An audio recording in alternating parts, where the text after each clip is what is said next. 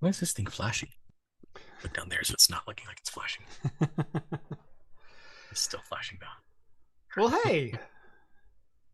Hey there. Hello. Hello. Hello, everyone. As Chips and Cheese would say, all you fine internet folks. Hello. Oh.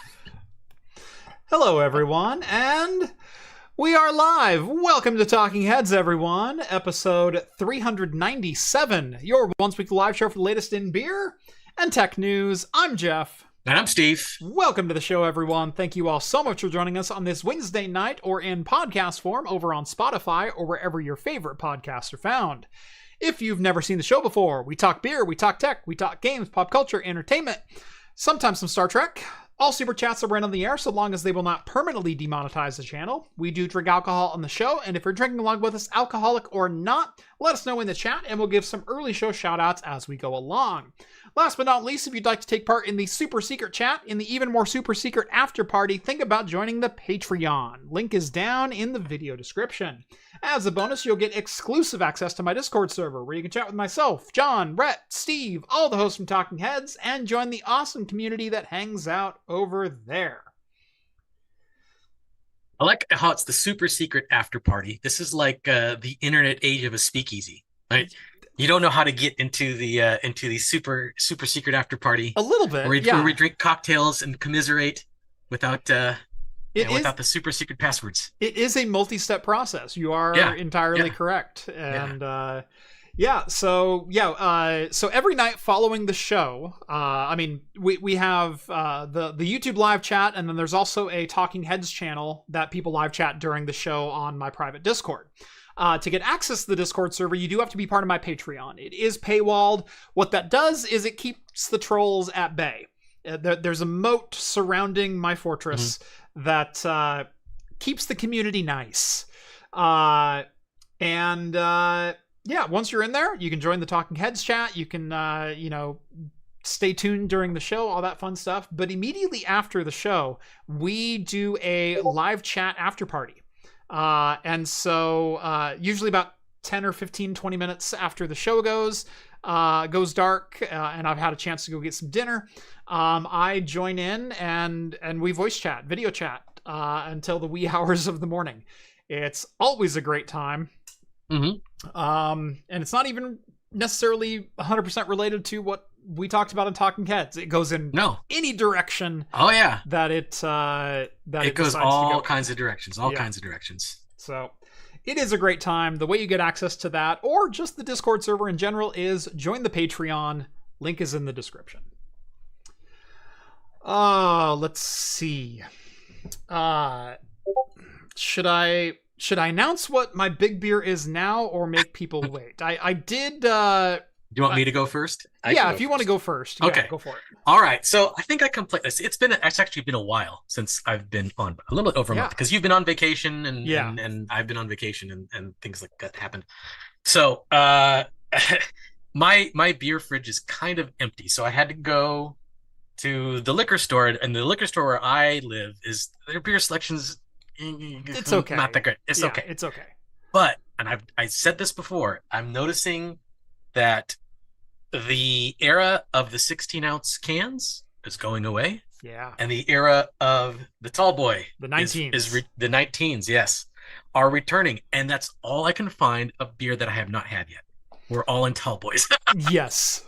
So I got two of those. I mean, I'm not going to complain. It's more liquid, right? Yeah. I may have to pee more after the show, but I'm going to enjoy this. So the first one I got is the Hypernova by Eclectic. And these are all Imperial IPAs, by the way. Yeah. And I've read up on this one. It's supposed to be pretty good, but I have not tried it. I think someone on the Discord channel posted it, saying it was really good. And then this one is from Cascade Lakes Overland. Also another Imperial IPA. Both of them in the 9% range. So... Nice. No slouch, but not like a big bourbon barrel-aged Mamba Jamba. Yeah. Well, I'm starting tonight with a seasonal favorite. This is from Deschutes. It is their Tropical Fresh Hop IPA. Oh, nice. So little pineapple-y, little orangey, little bit more brighter citrus than even their fresh hop IPA normally enjoys. But man, today has been a day. And I was opening my fridge and I'm like, I'm going to reach to the back of the fridge tonight because I need... It was almost an old-fashioned night. Like I was this close to just going, okay, where's the whiskey? Yeah. But I saw this one and I went, you know what? A year is probably pretty good. We're going Tab tonight. This is the Bourbon County Stout, Macaroon Stout. Oh. So this is even one of the special variants from last year. The special variants, yeah. Not just straight up Bourbon County, yeah. Right. This is the 2024 Macaroon Stout. So we're going to let that warm up ever so slightly while I enjoy my Tropical Fresh IPA. And I did announce it in the Discord chat about 10 minutes prior, and I already see at least 2 people have also gone Bourbon County Stout with me. Yeah. Coffee and Cynicism has a 2022 Biscotti Stout. Ooh, Biscotti. Aged in bourbon barrels with cocoa nibs, toasted almonds, anise seed? Yeah. And natural flavor. So 2022 Bourbon County Stout. And then I think I saw Rev chime in. One of our longtime moderators. Yeah, he has a 2022 Bourbon County brand stout. I think it's just straight up Bourbon County. It's the 2022 though, the standard one. Yeah. Yeah, 2022 standard Bourbon County Stout from Goose Island, 14.3%. Whispers sweet chocolatey nothings into my mouth. Yes. That is his description of it. Yeah. So yeah, I think there might be a fair number of BCSs being opened tonight. Yeah, actually I have one. I have one cellared myself. I just have not cracked it open. Yeah, I've got a couple others still. I still have a 2024 Vanilla Rye. And then I've got a couple of I think I have a couple 22s standards left, and I think I might also have one 2020 standard left. Oh, nice. So I think that's about my oldest as far as that goes, though. So. This one smells wonderful. Dude, I can smell pineapple from like across the room. Like, oh, this one. Ooh. This one's like tangerine. It's just almost like orange juice. Yeah. Ish. It's not. It doesn't have a lot of hop bite at all. I mean, it's there. It's in the back end, but like when you first take a sip, it's like tangerine, orange, not too much lemon or something like that. Kind of tropical. Very good. I do approve. That's the Hypernova by Ecliptic, by the way. Friend of the show, Crosstalk Solutions chiming in. Hello, Chris. State of the NVIDIA ransomware attack. Did you guys hear about that? I have not heard about that. Nevada. DMV ransomware. Interesting. Cyber attack shuts down Nevada DMV for 2 days. Wow, I did not hear about that either. Yeah. Here we go. Cyber attacks caused Nevada's DMV and caused Nevada's state offices to close for 2 days this week and rendered some state websites and phone lines unavailable. Agencies will announce tomorrow. So that is actually tomorrow because this was at 6 o'clock this morning. When their counters will reopen for in-person services, according to Technology Office of Governor Joe Lombardo, whose website was among those disabled. Wow. There's no evidence that personal information was compromised, it added. Emergency services remained available. But yeah, a lot of state offices and whatnot seem to be closed. The thing with cyber attacks is I don't believe that first... Anyone who says within 24 hours, we don't believe any personally identifiable information was leaked, you have not gone through a thorough vetting process yet. Right. They just believe. As someone who has worked with multiple different agencies on ransomware attacks and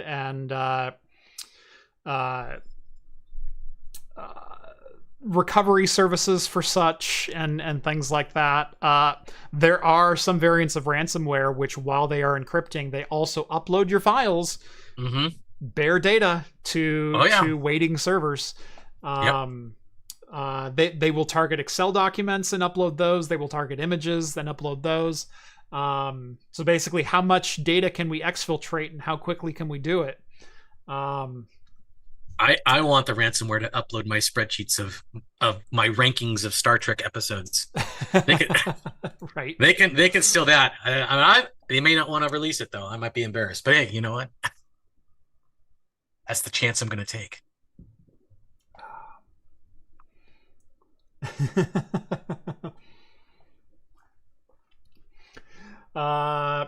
Skull says, "Damn it, Jeff!" When he found out I was opening some BCSs. And Rev says, "You know what this means, Skull?" And Skull says, "I already went for the bottle." Oh, so it's got it's beer FOMO, right? That's what it is. It's a fear of missing out on some Bourbon County Stout. Let's see. Skull says 23, 24, or should I go for an older vintage? I would go. You know what? Let's go 23. I've got a 24. I didn't go too far back.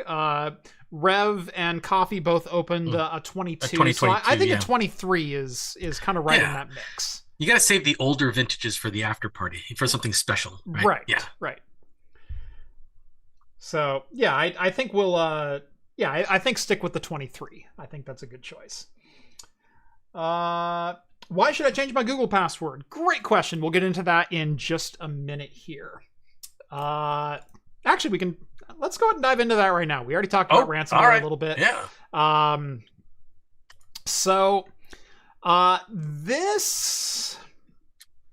This is a real thing. This has been confirmed. Hackers on August 23rd, I want to say, gained access to some Google databases, which included usernames, passwords, etc. And even though we believe the passwords are hashed, if you download 2.5 billion credentials, you've got a pretty good chance of being able to crack that eventually. So while Google was more than likely following standard procedure and security best practices for storing password data, modern cryptography means it really only is a matter of time before this information is leaked or cracked in some way, shape, or form. And even if it's not, the potential for it being 2.5 billion Google passwords in someone's hands, even if there's not a shared key, even if there's not a shared algorithm, even if it's a, zero knowledge architecture kind of system that Google is using, that's a lot of passwords to have out in the ether, and 2.5 billion of them have been confirmed stolen. If you have a Google account, you are almost guaranteed to be in this list. Yeah, most people have Google accounts. Even if they don't use it, they use it to sign into their browser. They use it to connect to their phones. Even if they don't use it, they're as their primary email. A lot of people have Gmail accounts. Yep.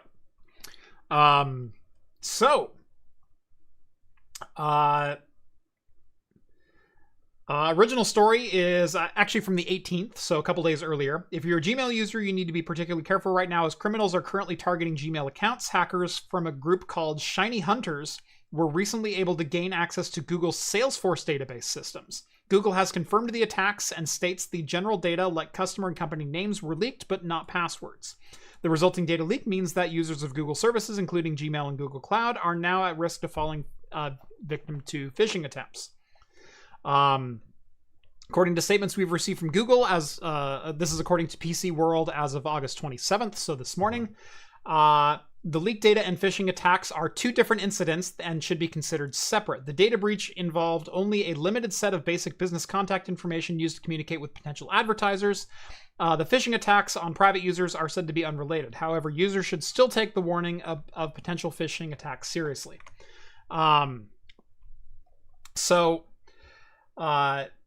Even even if passwords aren't stolen, even if passwords aren't stolen, it's still probably best practice. And knowing that this is a Salesforce database, this is likely anyone who has any business dealings, any AdSense, anything like that.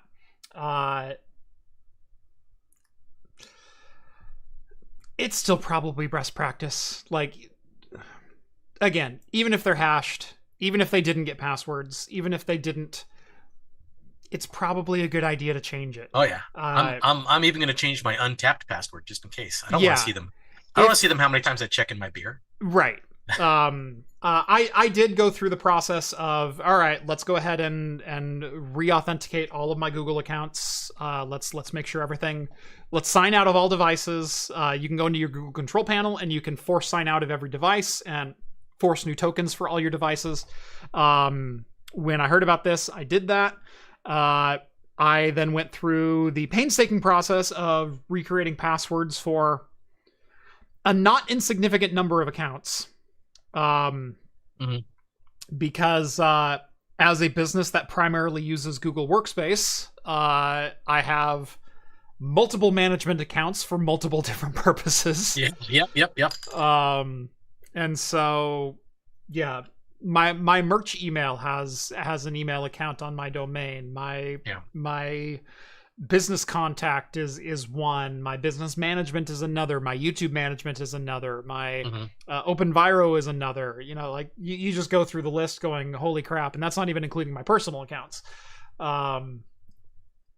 So even if it's just the username, even if it's just, it's probably a good idea. They did say that the main concern was phishing, right? Which is still a problem. Right.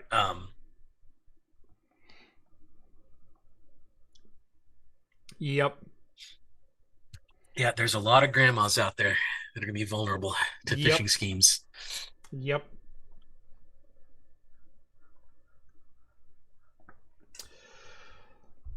And yeah, as Vince points out, all the attacks have been Salesforce, tons of services on the net, assume all large websites are breached. And that's the other thing, is even if your Google account itself isn't breached, if you're part of any kind of Salesforce database, you use it for single sign-on, you use a lot of different things, you're also within that attack vector. So, yeah. Yep. Change your passwords, everyone. Be safe.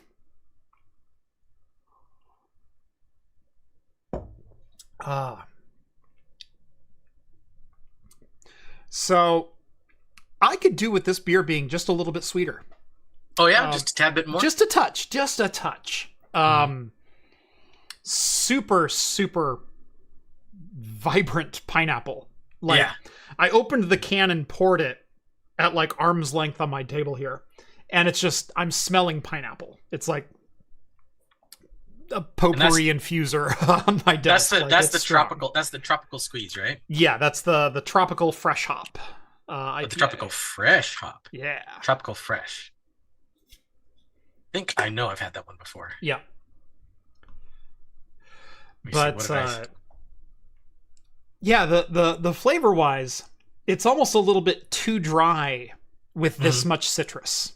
Oh yeah. Like I want it just a little closer to cider than IPA. Like I right now it's a 9 out of 10 IPA, and it's a 1 out of 10 as far as sweetness. I want it to just a tad bit more sweetness, just a touch more sweetness, right? Accentuate that pineapple juice, that tropicalness to it, and it's just going to take it. Yeah, I think I didn't really expound on the flavor. I just said not too bad.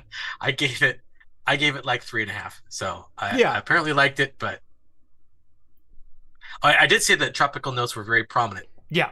Okay, I did say that. So. Yeah, and the pineapple carries all the way through. It's a really good pineapple flavor, but man, if this was cranked up about one notch as far as sweetness goes.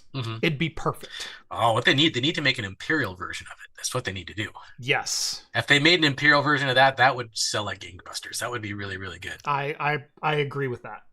Although I don't think, because that's Deschutes, right? So I don't think Deschutes does any imperial squeezes. Do they? No, they don't. Yeah, as far as I know. Yeah, I haven't seen any. Yeah, their fresh hop is about a 6.5. This is a 6.5.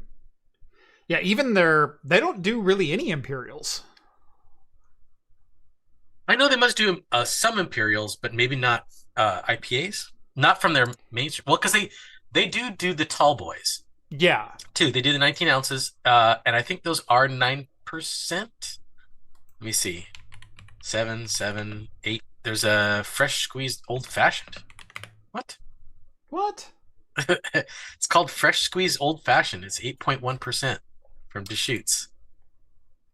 Why have I not seen this? Fresh squeezed old fashioned. Why have I not seen this? I have not seen it either. I'm just looking on Untapped, and that's what it's there. Barrel aged fresh squeezed old fashioned 2024. This must have been like you had to go to the brewery or something like that to get it.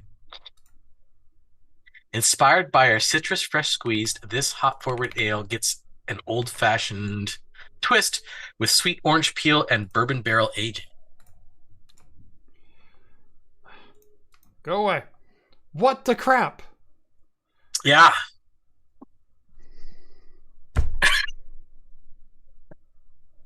Deschutes, I'm not just irritated right now, I'm offended. Yeah. This should be like on the shelves everywhere. That I was just not sent this. Yeah. Like Reverend says they do Symphonic Chronic. And yeah, that's the one I was trying to think Chronic, of. Yeah, that's their 9% Imperial. Okay. No, but this one sounds good. I have to get my hands on this one. Mm-hmm. Yeah, I have to have that. It's got your name written all over it. It really does. Yeah, I don't have anybody that I know who's tried that. It must have just came out. Well, because they have a 2024 version. It must be like a recent thing, like of last year, maybe. On their site, they have a "Does anyone near you carry this?" And I searched within 100 miles, which includes Bend, by the way. Yeah. And it says, "Sorry, no locations within 100 miles." Well, to be fair, someone has to mark that in the app because like there's a purchase location that someone could enter in, and as much as I check beers in, I almost never fill that out. Yeah, I almost never do, and I think that's what the app is going off of because it's all user generated data. Yeah, because distributors aren't going to like, oh, let's go pump in our distribution data into Untapped. No, it's all user driven. So unless someone puts that data in, there's no way. I would just look because more people are apt to do check-in locations, and if there's a local check-in location, then there's probably floating around somewhere. Yeah, around that area. Yeah. So even better. The 2025 version appears to be out because there's 32 check-ins for that. And that's an 11.9%. And that's rated a 4.8. So even better. Oh, this one's got purchased at Lucky Louie's Beer and Wineries. Where the hell is that? That is in Pennsylvania. Not, how could somebody in Pennsylvania get this before me? Right. This is not good. Yeah, I'm straight up offended, Deschutes. Yeah. Skull checking back in. Okay, 2023 Bananas Foster Stout. That's just cheating. Yeah.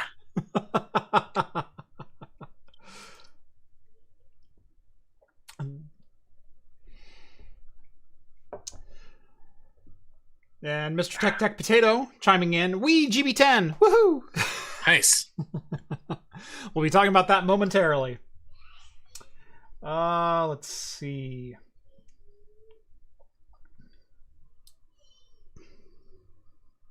Rev says, if I tell people where all the good beers are, they'll go buy all of them. Yeah, that's the problem with sharing your information.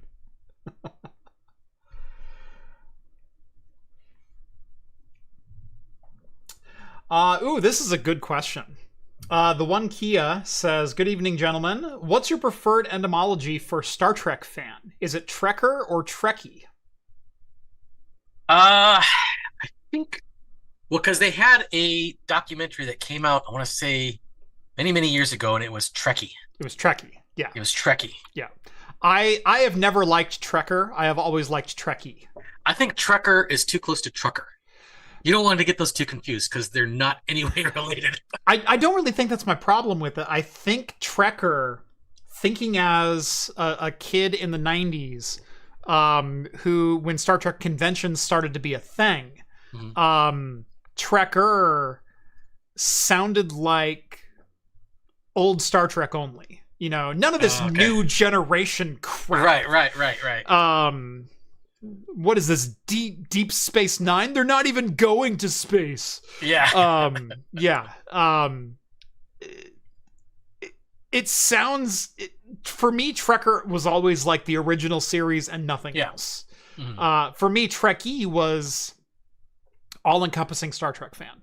And I've stated on the channel, multiple times, I'm a fan of basically all Star Trek. I think Star Trek Discovery is the one that I just really never really got into.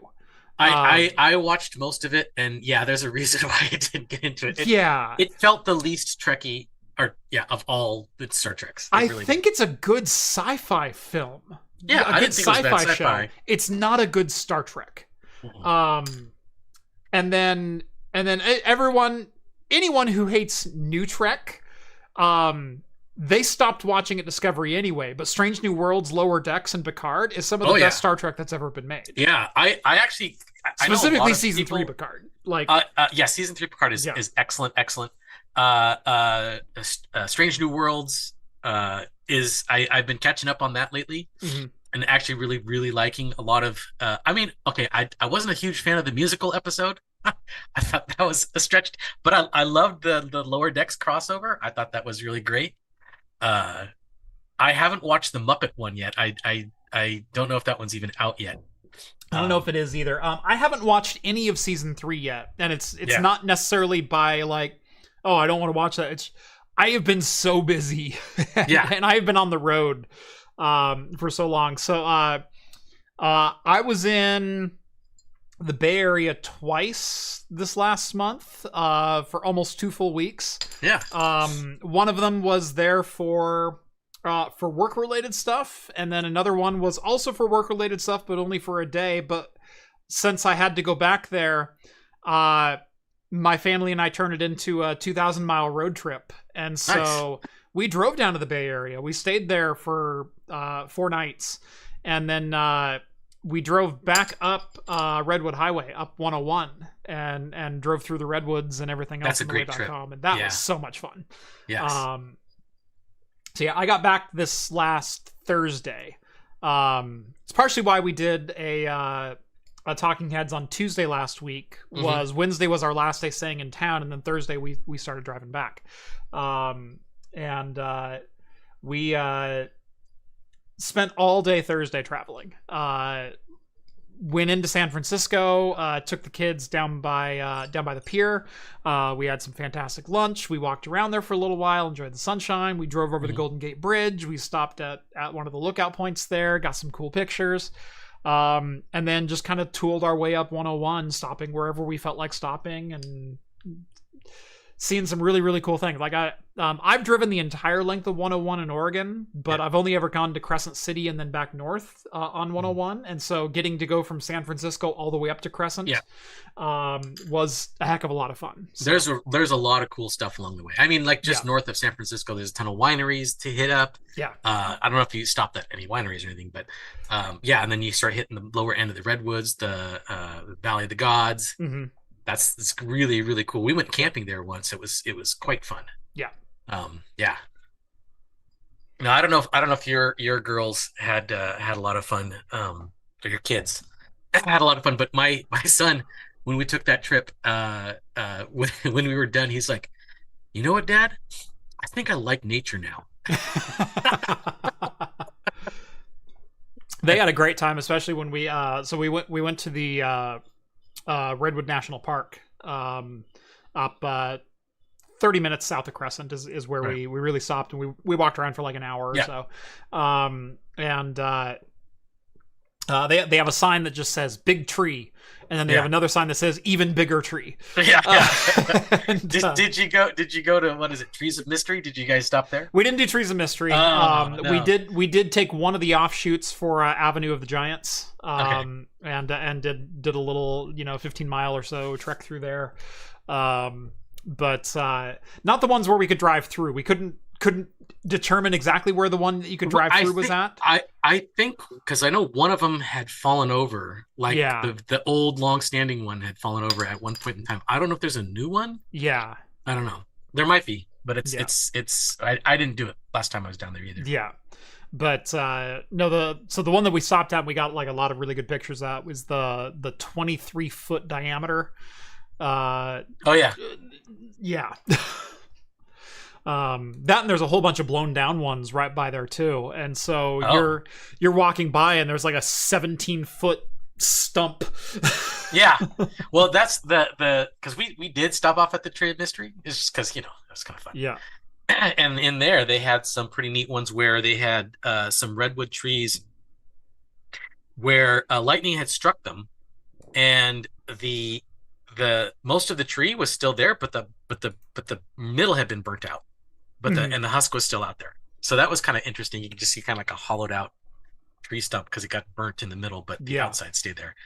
Because apparently the bark of the redwood is pretty fireproof. Oh, nice.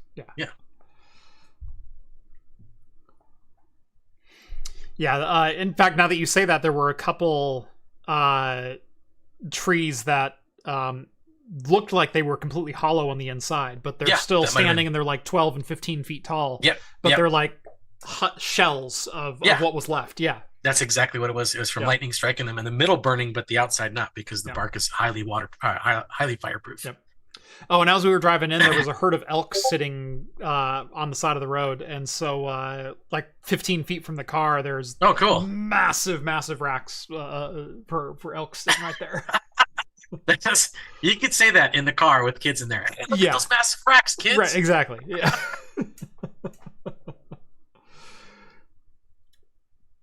So, it was a lot of fun. But it's been a long week. But the reason I decided to in about 5 more minutes open my Bourbon County Stout, this week tech has not agreed with me. I don't. I'm going through my week of hell right now of okay, I have a project that I'm going to start first thing Monday morning, and I start on that project, and it's a review and a build of a new system, and work on it all day Monday, going through specs, speeds, feeds, testing, that kind of stuff, and then Tuesday was my configuration day, and so let's actually it's a new little server, and so let's load it full of drives, and let's install Proxmox, and let's speeds and feeds on that and things like that. And I get drives installed in this, and it's supposed to hold 4 NVMe drives, 5 in total, so 1 on the board itself, and then 1 carrier that'll hold another 4, and then 6 3.5-inch hard drives. I fire it up, and one of the NVMe drives and one of the hard drive bays completely unrecognized. You can see that the drive is spinning up, but it's got no data to it. It's not even recognized by the controller. And same thing with the NVMe slot. And so it's like, okay, 2 days worth of work. And look, if a company simply sends me a product that has an issue, I do respond to the company first, and I say, hey, your product has a problem. Let's make sure I get a good working one, so we can go through. But at this point, I have to stop my review process and pivot to something else, because I can't work on this anymore. And so I pivoted to something else, and that thing didn't work. And then I pivoted to something else this morning, and I got a new graphics card in, and I'm like, okay, let me just similar to what I did with the AMD graphics card a month or 2 ago, where I bought a single slot card and went, can you game on it? I went, let's do that with another NVIDIA card. I got another single slot NVIDIA card in, and I went, okay, let's game on that. See if we can game on it. And I go to fire up my test server, and my test server won't boot into Proxmox. It's locking up at the grub screen. It's like, so yeah. Tech failure after tech failure after tech failure. Yeah. And when you work in YouTube, like, you have to post a video every week, Right, or right. sometimes multiples. Yeah. And at this point, it's like, man, I don't know that I'm going to be able to get a video posted this week because everything has gone wrong. You could just post a video of you pouring beer over the broken tech. This is what this week is like. Yeah. There we go.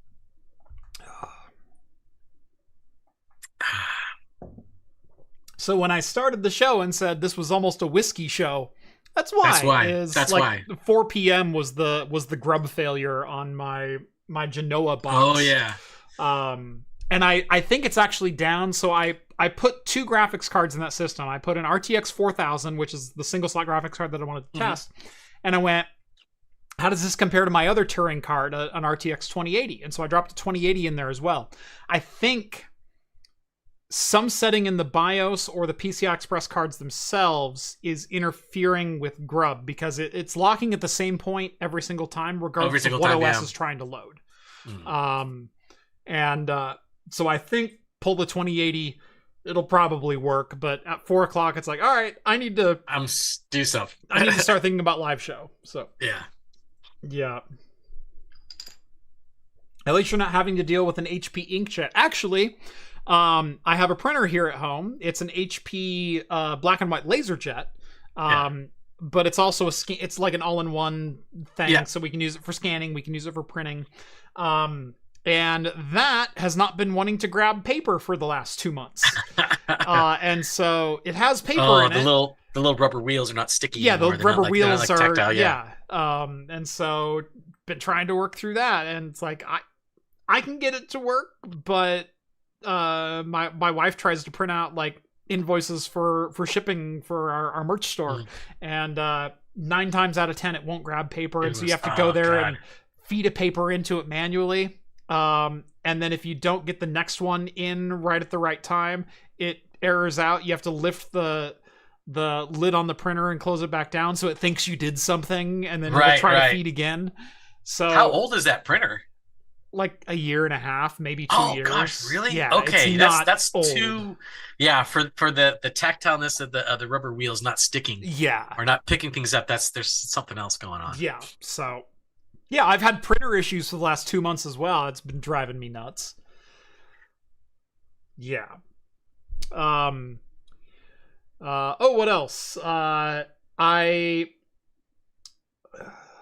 was looking for some hard drives, because I had another project that I'm like, well, maybe I can just pivot over to this project instead.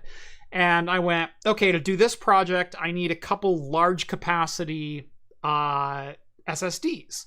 And I went, I have 2 pairs of free SSDs. I've got a pair of 1.92 SATA SSDs, and then I've also got a pair of 7.68 terabyte SSDs. And I looked in my garage on my storage shelf of, where I keep my SSDs, and neither pair was there. And I went, what the crap? What the happened to them? And so I'm digging through, and I happened to find some of the blanks for my Xeon 6 server, my Xeon 6 test server. And I went, oh, I remember. I put the NVMe drives, the 7.68 terabyte drives into that server. Well, that server's in my storage unit currently. And so I'm like, well, let me just go to my storage unit and I'll grab them real quick. And I get there, and those drive bays are empty. And I went, well, while I'm here, I can put the blanks back in. Yeah. I get back home, I turn around, and they're sitting on my table behind me. All 4 drives are sitting right there. Oh man! Wasted 40 minutes going to my storage unit and back. You gotta have a check-in, check-out system just for yourself, Jeff. And what's funny is I actually have a pretty good catalog of where things are at and what servers they've been used in and yada yada. But yeah.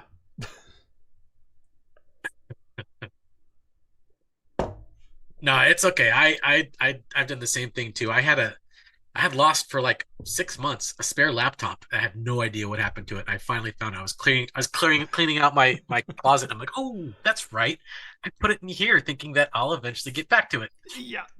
Yeah, there it is. That's one that happens to me more often than I'd like to admit too, is okay, Yeah. where is this laptop at? Yeah. Yeah. Because I recently sold my M1 MacBook. But I right before Computex I bought an M4 MacBook Air. I still have a 2017 MacBook Air around the house. I've also got my GPD WinMax 2 6800U 10.2 inch laptop. I've got a couple of Chromebooks, and I've got a couple of others floating around. My wife also has a Surface Book 2 that I bought her a couple years ago. And so we have tons of laptops around the house. Yeah, just floating around. Just floating around. And the thing is, I do things with almost all of them. And there's specific things that I do on those specific laptops. And it's like, okay, where did this laptop go so I can do this task? This Chromebook is balancing up this table that's got a short leg. Right. Yeah. Luckily, the Chromebooks aren't used for anything specific. They're just hey, I need I want to check my email while I'm making dinner or something. I can think client for doing something. Yeah, exactly. But like my M4 MacBook, I need to know where that one's at. That one's got files on it that I need. That yeah. But so yes, it's been a day. And things have not gone well. So I'm hoping this goes much better. So this is the 2024 Bourbon County Macaroon Stout. By the way, craftcomputing.store. Grab yourself a bottle opener. Wow, we're starting, or you're starting, because like I'm still. Well, mine was only halfway. 12. Mine was only a 12 ouncer. So. Oh, yours was only 12. Okay, that's fair. Yeah. Okay, that's okay. Ooh. Dark chocolate. This is the macaroon one. You had some coconut notes in there.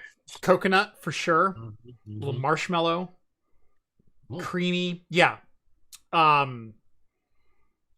Smells like a dark chocolate s'more with some marshmallow added. Like. Ooh. Yeah.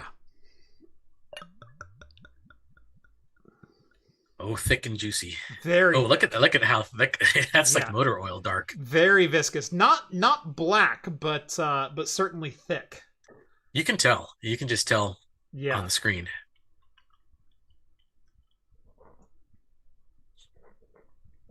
No head at all. Yeah. Like I even gave the pour some height to see if I could express a little head. It's not happening. None at all. Even with the nucleated bottom, there's no head forming.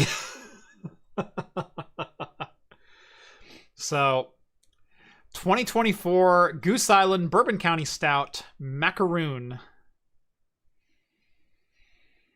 That smell is not getting any worse. Oh. How does it taste though?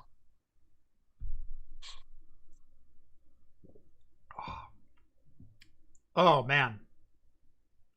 I'm sure it's terrible.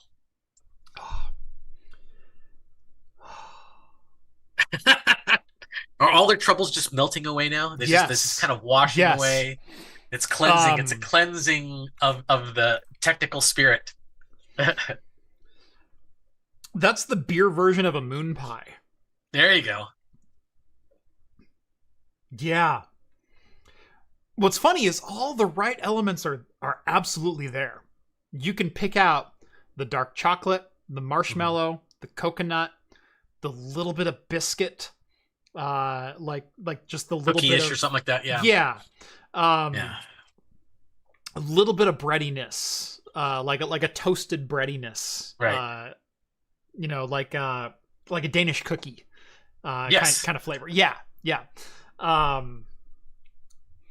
It's all there.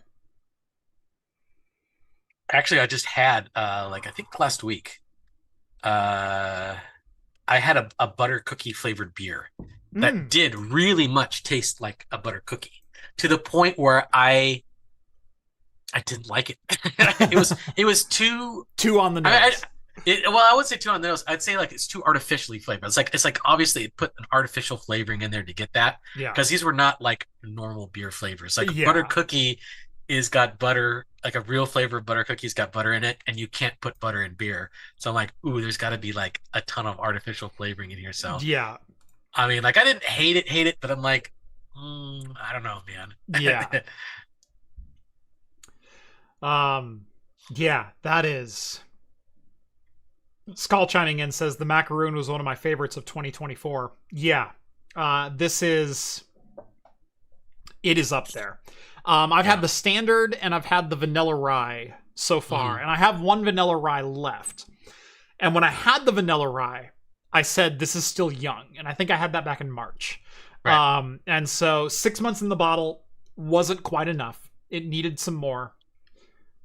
This one's about perfect. This one, 9 months. 9 months. 9 months has this one been in the bottle because they're bottled in November. Yeah. And so, yeah, this is about perfect for the macaroon. It doesn't taste young at all. This is 2022, right? 24. 24. Okay. So, okay. Good. So 9 months in a bottle. Yeah. Okay. Yeah. Not that long. Yeah.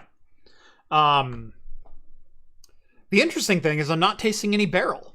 I'm not getting any woody, the oaky, big bourbon. toasted. Yeah. Yeah. I think what little roasty notes there are kind of leaning into the coconut, which is a weird thing to say because coconut is such a difficult flavor to keep in a beer.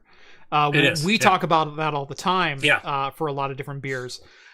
I think what little barrel I'm getting is just leaning into that coconut flavor because the coconut's what you smell. Yeah. And that's also saying something. So compared to one of our favorites, the San Am Pirate Stout, kind of a little more evolved version of that, is you'd say? Way more evolved. Okay. The Pirate Stout, 8% from San Am. It's coconut and rum, and it's really, really good. But it's an 8%. It's not quite as thick, not quite as dark, and certainly doesn't have any of the roasted notes to it. It's a little cleaner, and even though it's a stout, the Pirate Stout doesn't necessarily lean into like coffee and dark chocolate and things like that. It's a fairly lighter base as far as the flavor goes, which is one of the reasons I love it. And no, I love it too because it's precisely what it says. It's a rum barrel aged coconut stout. Exactly. You taste the rum, you taste the coconut, you taste the stout. All three of those are just like synergetic, and they're so good. Yes, this is not the same. Number one, it's bourbon barrel aged, not rum instead of rum. But even then, I'm not getting what little bourbon might be in the flavor. Again, is kind of leaning into some of the other flavors and enhancing them more than anything else. But this is coconut first and foremost, but a real dark roasted flavor. Definitely leaning heavy into, like I said, dark chocolate marshmallow, whereas the Pirate Stout is more like molasses caramel. It's a rich flavor, but it's a lighter flavor. Okay. And then, like I said, I'm getting a little bit of biscuit buttered cookie scone. Oh, good. Yeah. Again, like a rich flavor there. So, two very different beers, both excellent.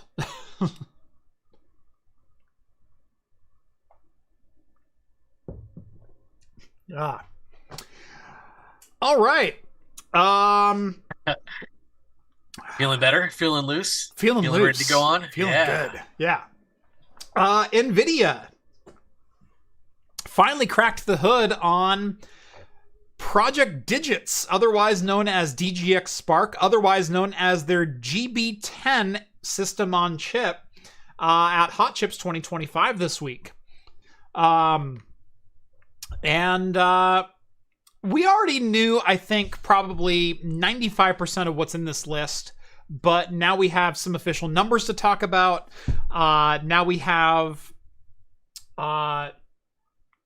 there's a couple things that we knew, and there's a couple things that are honestly a little bit surprising. And so if you're not aware, Project Digits is NVIDIA's tiny little Mac Mini-sized workstation that has a fully custom system on chip that is an ARM processor in conjunction with an NVIDIA GPU built as an AI workstation platform that you can purchase and use anywhere.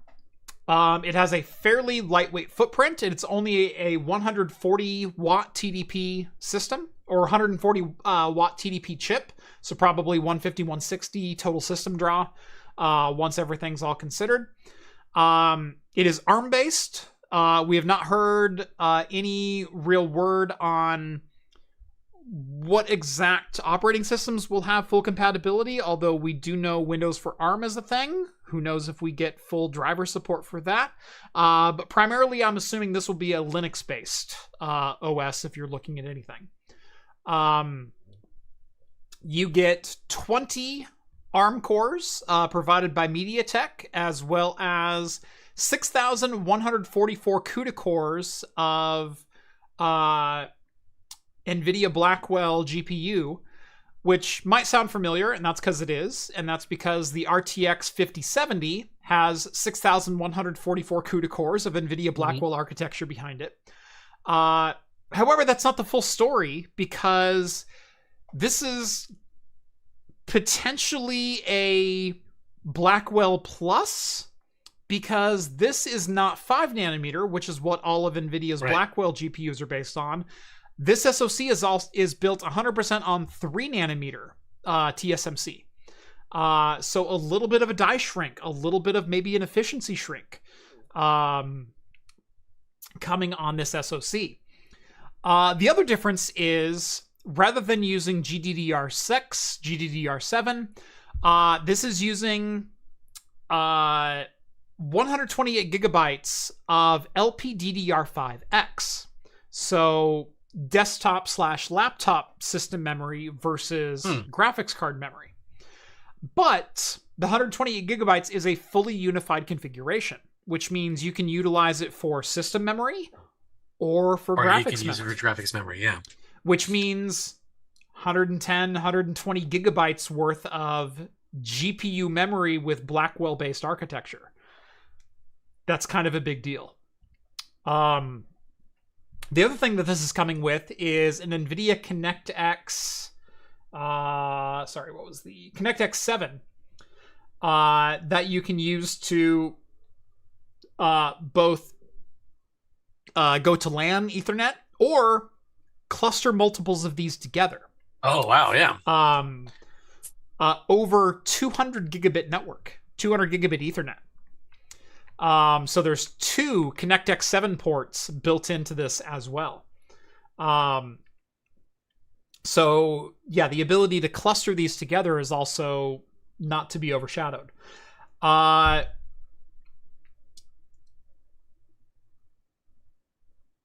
Sorry, there were two surprising things. Number one was the die shrink.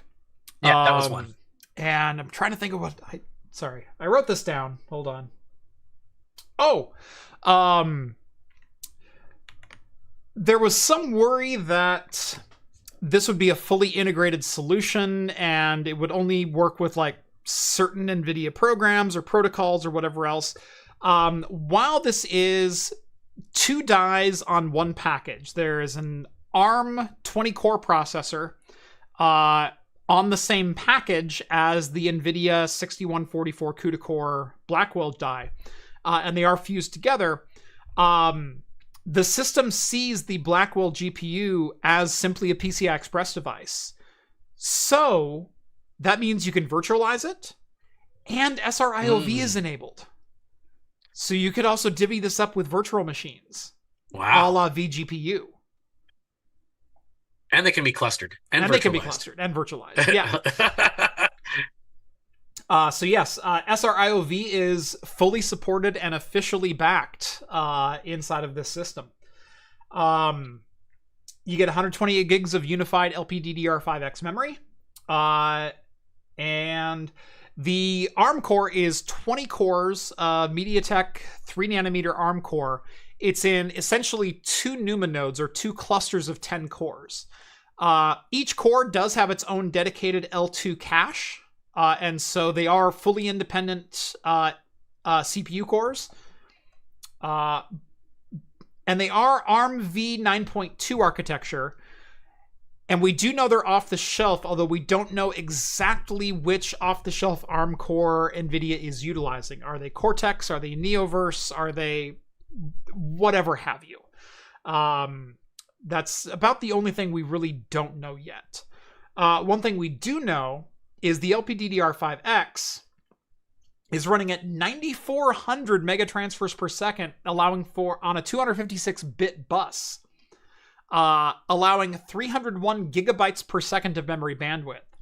So while it is a slight step down from GDDR7, it is not a slouch, or in this case, not a bottleneck that some people might have feared on this kind of a platform. The GPU itself is a fully raster-enabled GPU. It's not locked down to simply CUDA or OpenCL acceleration. It is fully graphics-enabled, all API supported, DirectX, Vulkan, OpenGL, etc. Right. And does support video output, up to 4 displays, 3 display ports, and a single HDMI 2.1 output. What else? What else was in here? Oh, NVDEC and NVENC are also present, and so full NV encoding, NV decode. So if you wanted to use this as the world's most overpowered Plex server, you'd be my guest. You could encode like your whole library at once. Right. If anyone wants to dedicate an RTX 5070 simply for Plex encoding, like, here's your box. Oh my god, dude. There you go. If only I had all the money in the world. Yeah. So, like I said, probably 95% of this we already know, but it's nice to put some final numbers to it. It's nice to finally put a number of 6,144 CUDA cores. Before, we had a floating point value of, what was it, 31 teraflops, I think was the number, 31 teraflops of FP32, which lined up almost perfectly with an RTX 5070, which is also rated at 31 teraflops at FP32. And hey, as it turns out, they have the same number of CUDA cores. Who could have guessed that?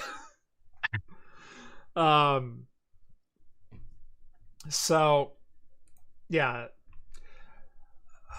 Hopefully within the next month or two, we should start seeing some review samples for this go out. We should start seeing some actual tests being ran on NVIDIA's DGX Spark, Project Digits. I am definitely looking forward to this. It's another system that is out there that is not x86. Right. That is a little bit of a generic processor. It's also not Apple. It's also not Apple's custom ARM, architecture. It's kind of its own little exciting thing. Right. I mean, yeah. There's a reason NVIDIA tried to buy ARM a couple years ago.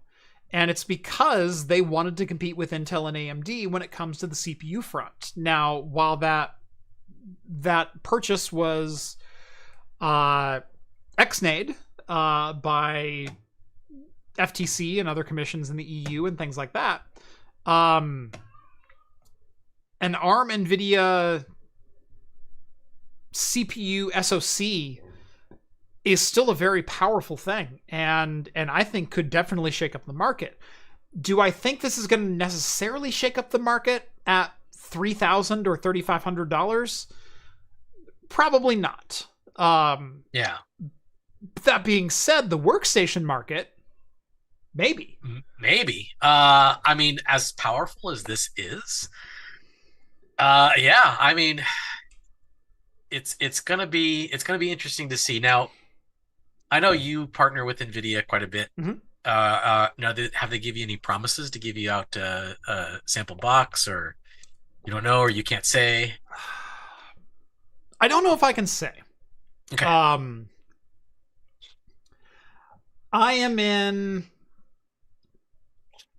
I do talk to NVIDIA. I think that's all I can say All right. on that. I am also in talks with a couple different partners to possibly procure samples of a GB10 based product. Okay. I will have one come hell or high water to test. That's right. No, I mean, that's me on a personal note. This is because I remember them talking about this when we went to CES earlier this year. Yeah. And I thought it was like a really cool idea back then. Yeah. But it didn't seem like I don't really recall, but I don't remember it felt like it was going to come out this year from the talks that they were saying. But I guess maybe their timetable moved up a little bit more. I don't remember. I think they actually said they'd be shipping in July, and then that got kicked back a couple of months. Okay. And so now it looks like, September they might be shipping, maybe late September they might be shipping. Okay.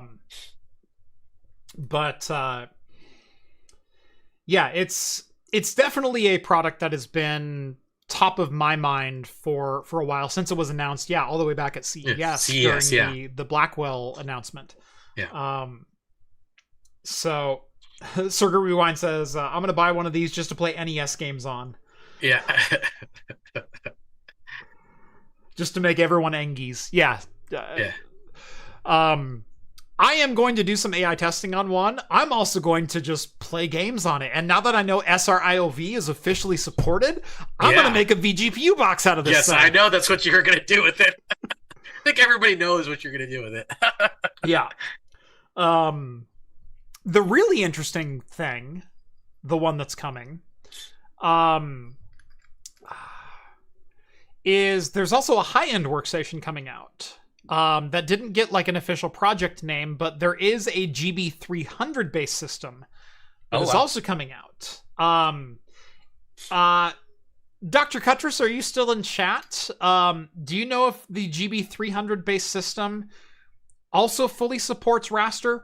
On the GB300, on the G300, or I guess it'd be the B300 based GPU. Is it the same B300 GPU as we're seeing on the super chips, or is this a fully raster enabled one? Does this have all the APIs available, or is it CUDA and compute only? We'll see if Ian's still in chat. We'll see if he's still there. Yeah. Wait until he types. I don't know. We'll see. We'll just monitor the chat.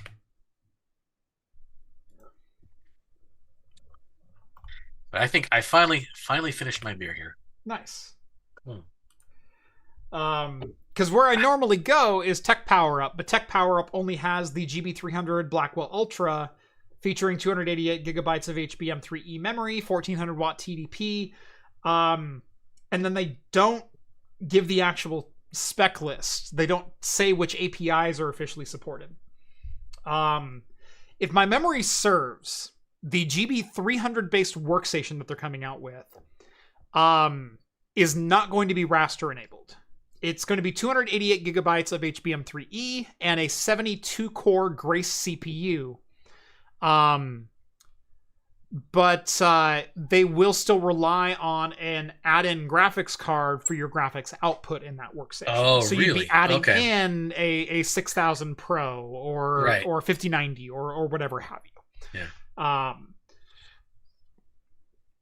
Because I believe the B300 is compute only, and I believe it's the same exact GPU die that's being added both to the workstation as well as going in GB300 super chips. So.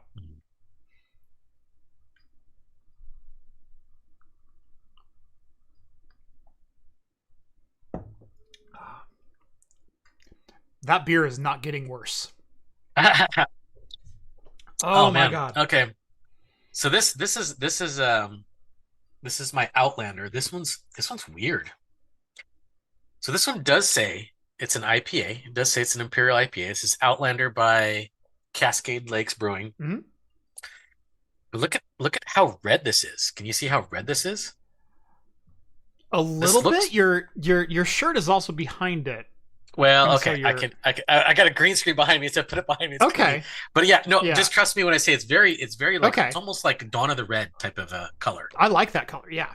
Yeah, it's very interesting, and it almost has like a more of a red IPA type of a flavor than it does like just a standard. Yeah. So it kind of has that red malty flavor to it with a lot of hops behind it. Yeah. But by the way, 14.6. Oh my god, dude! Are you gonna? You better sip that slowly. Hopefully, I'm still drinking this when the after party starts in an hour. Well, yeah, we'll see. This could be a weird show. That's always my problem. No matter how high the ABV is, I still kind of sip things at the same rate. Yeah, and that's bad when it's like a 14%. Yeah, like ooh, that's good. Yeah, ooh, that's good. Ooh, that's good.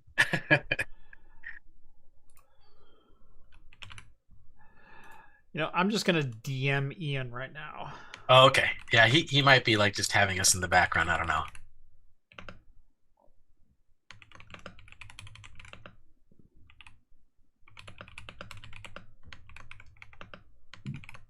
Boy. The one thing I will say about these beers, they're a lot more carbonated than your Bourbon County. Ooh.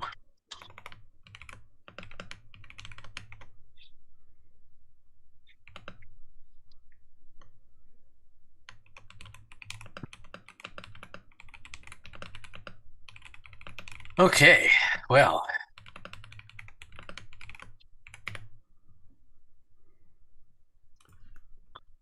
All right. I texted him. We'll see. Oh, we'll see. Yeah.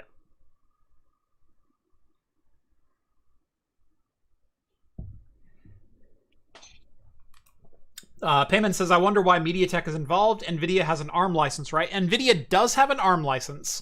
Yes. Obviously, they produce chips like the Jetson Nano and other ARM-based flavors like that. They might be using just an off-the-shelf MediaTek chip, though. As we stated, it was asked, what version of ARM processor are you using? And they stated it's not a 100% custom core. It is an ARM v9.2 architecture. And it is an off-the-shelf unit for the ARM portion of the GB10 CPU. So 2 clusters, 10 cores each, and each core has its own private L2 cache.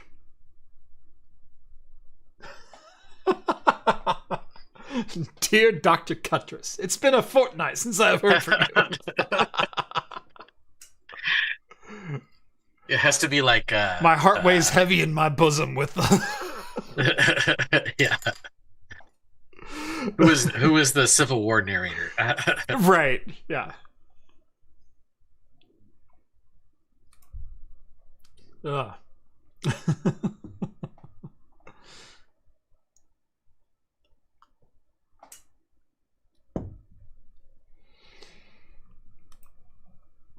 Ken Burns. Yeah, that's right. It's Ken Burns. Yeah. Okay. Like you can do it in your Ken Burns voice. Yeah. It has been a fortnight since I last thought of you. The beers are getting warm and the nights are getting cold. Heavy is the burden that lays on my chest.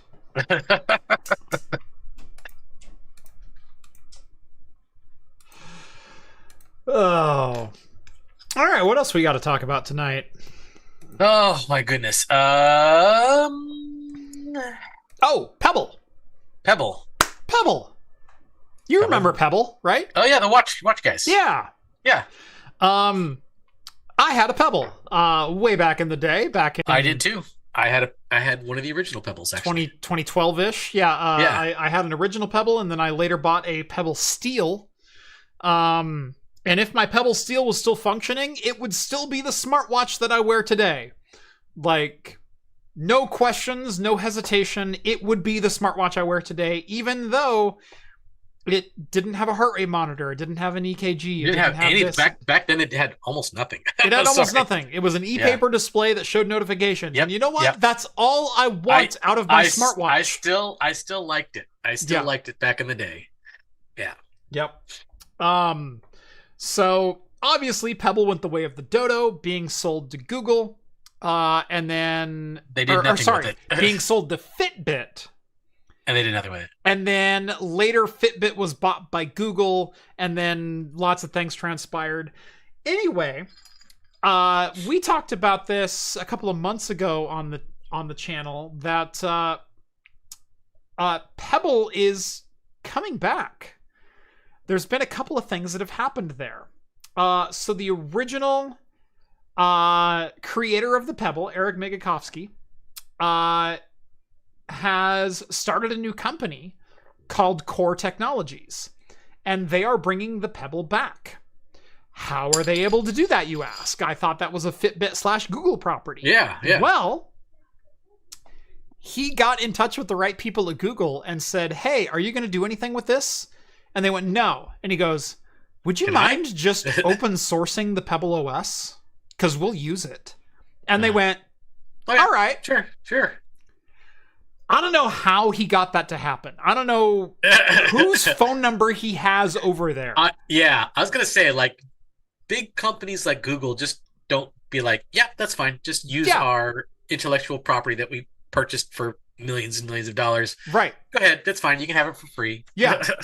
Yeah, he goes, could you just go ahead and open source the Pebble OS? Because we would like to create some products around it. And they went, yeah, all right.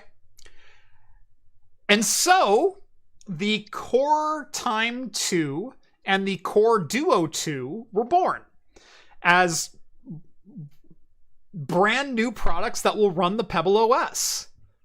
Holy crap, right? Well, something else has happened since then. They've also managed to reclaim the trademark. So Pebble is officially Pebble again. Pebble Time. 2 times. The company name is still called Core Technologies, and that will still be the device manufacturer, the device OEM, but they can call it Pebble again. The device name will be Pebble, yeah. Right. So as soon as I heard that these were coming back, I backed the Time 2, the Core Time 2 at the time, now the Pebble Time 2. Because they're bringing it back with not only the feature set that made them popular and famous and desirable, that is showing notifications on your wrist and having short form communication, having a microphone that you could use text to speech with to reply to a text message. The way a smartphone genuinely helps you or a smartwatch helps you day to day is not 30 extra features that you could just do on your phone, but better. Right. It is an augmentation of your phone. And in fact, I find it more usable as a smartwatch to simply feel a buzz or hear a tone and go, can deal with that later. Yeah. Because every time my phone goes off, I have to reach into my pocket, I have to pull it out. Yeah. I have to swipe up so I can see my notifications. Yep. I have to see which notification was the one causing the alert, because I have, as we disclosed earlier in this video, 7 or so email accounts that I keep hourly track of. Yes. Plus calendar events and all kinds of stuff. Oh yeah. And so which notification pinged my phone? It may not be the one that's directly on top. And do I have to deal with that now? And if I have to deal with it now, I have to then unlock my phone, go to the right application, respond to that thing, do whatever else. Right. Versus, nope. Yeah. It saves me 20 seconds at a time. But throughout a day, will save me 2 hours. That's a lot. Yeah. Now, it's insane. You bring up a really good subject. Actually, I was talking to this about my wife today, with my wife today, about notification fatigue. Like, the notifications I get on my phone is becoming so frequent and so often that I just chime them out. I start chiming them out. Yes. To the point where, like, okay, like if it's a work email, if I'm getting an email from work, I assign it its own notification sound. So instinctively I'll pay attention more to those type of things. But even still with that, I get so many notifications from so many different apps that just eventually I'll go back and look. It's like, oh, I missed somebody's text. I missed Right. this. I missed that. And I'm like, you just eventually start drowning it all out. Right. And you get this fatigue for these notifications. And I gotta start limiting what gets a notification, and just check things when I want to check things. I do the exact same thing where I think notification fatigue is a fantastic nomenclature for it. Yeah. Because when you hear the same blip, the same blip or beep or whatever you have for your notification sound, literally 200 times a day. Yes.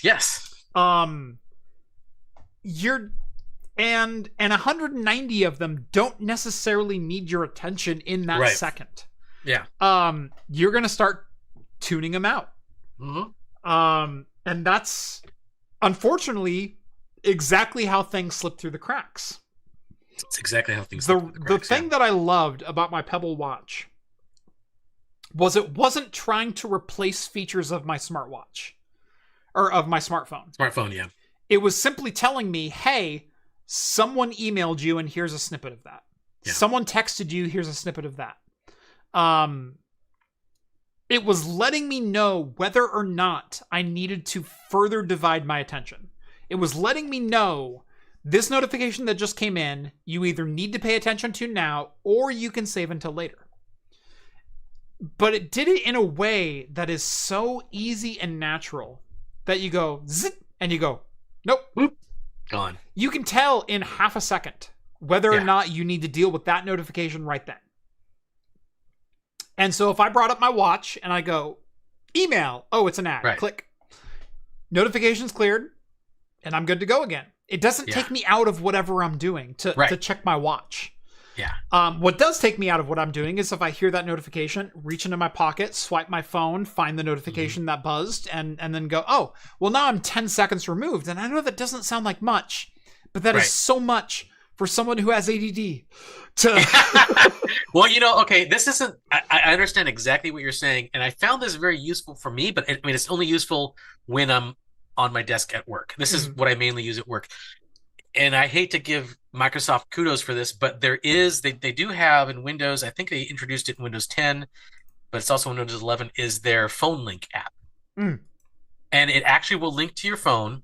And if you get a message on your phone, a notification will pop up so you can look down and look at it, and you can just dismiss it right away. You're just okay, just dismiss it.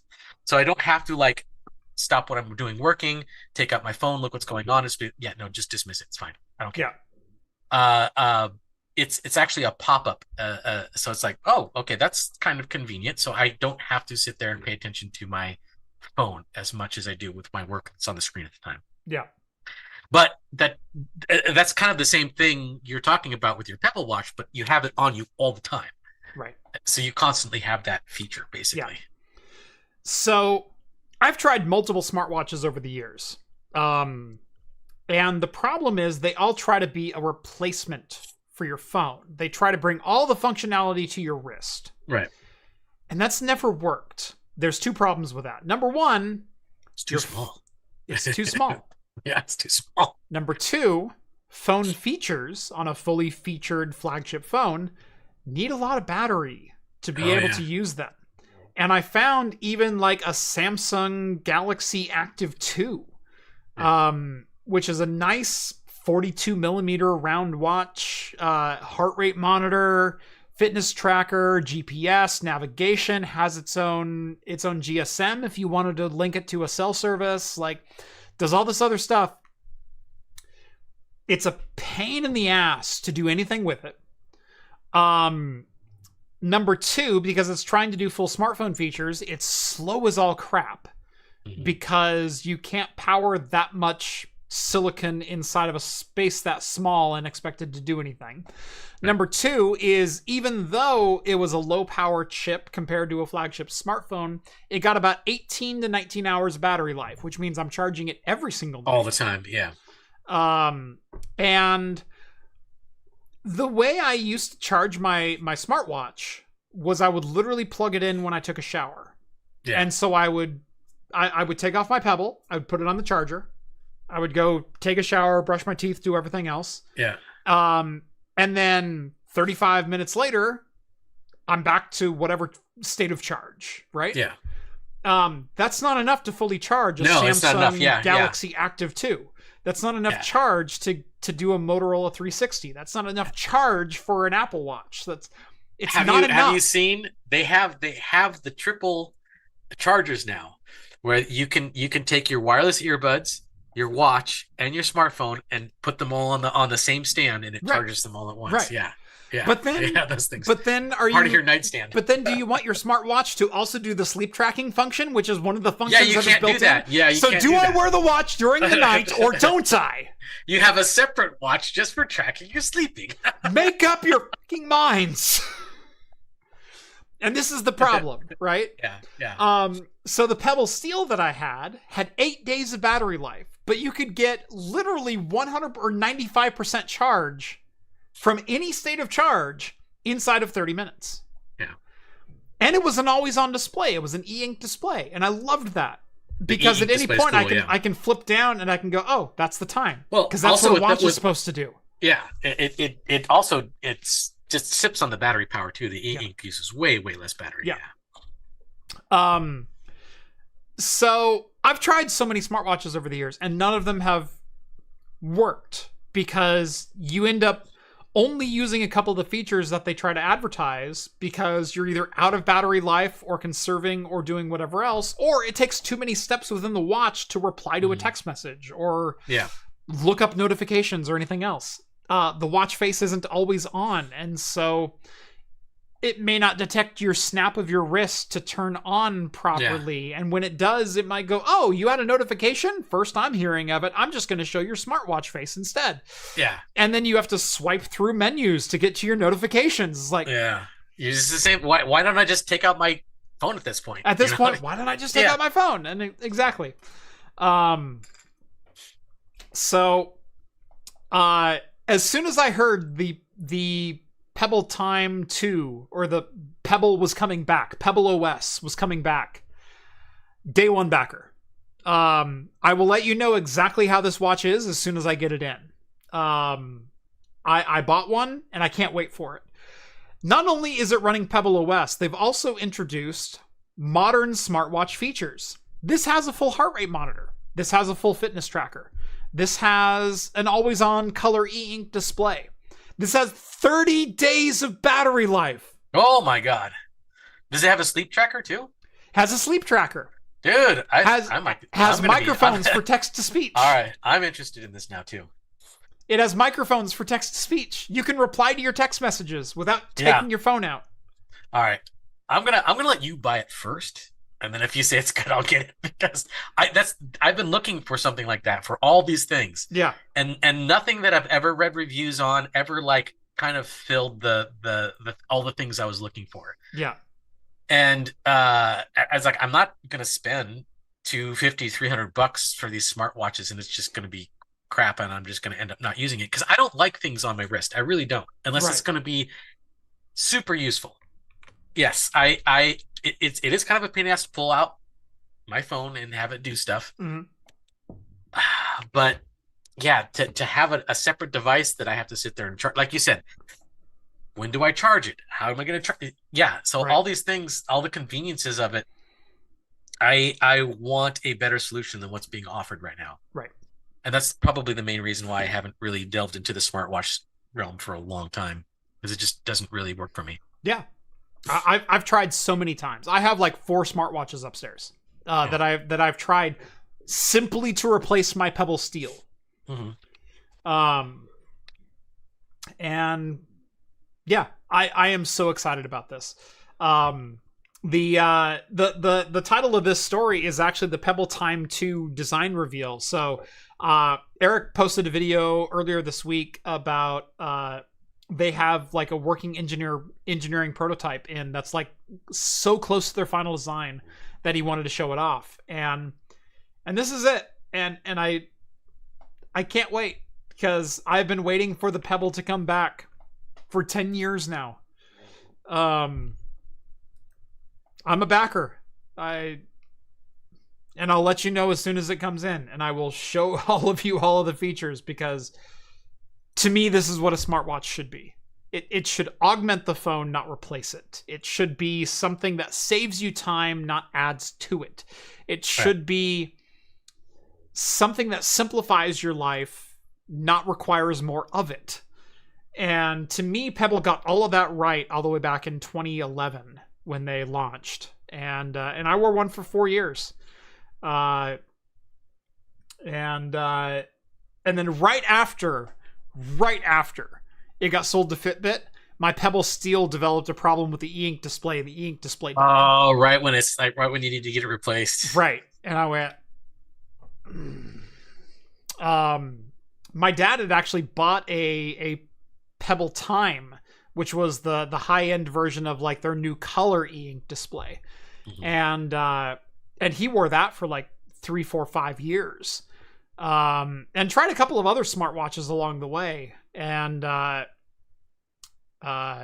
yeah, I never got my Pebble Steel back, and I still miss my Pebble Steel, and I hope this is the replacement that I think it is. Well, they have the Pebble 2 Duo, which is kind of like the Core 2 Duo, but whatever. It says that it was supposed to be out in July. I don't know. Did it come out in July or? They announced it in July. They announced it in July. Yeah. Okay. All right. Okay. Yeah, I see all this. Oh no, it says start shipping in July 2025. I don't know if they actually hit that thing, but that's the Pebble 2 Duo, and there's the Pebble Time 2, which is what you were talking about. Right. But they have the dialed down version, which doesn't have as many features, but it's still a Pebble. Right. And it's $150, and it says it starts shipping in July, but I don't know if they actually are doing that or not.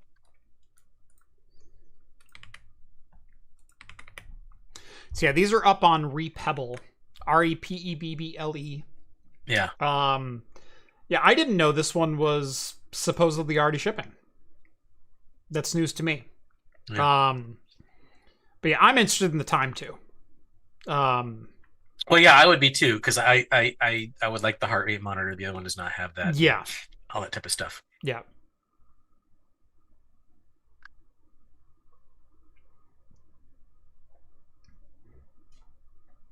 Both of them include standard features: 30-day battery life, IPX8 water resistance, step and sleep tracking, microphone and speaker. By the way, the originals didn't have a speaker, and so there's now audio support of some kind. Runs Pebble OS, which is fully open source now. 10,000 plus watch faces. I can't wait to download some of the old watch faces that I had. Some of them were pretty great.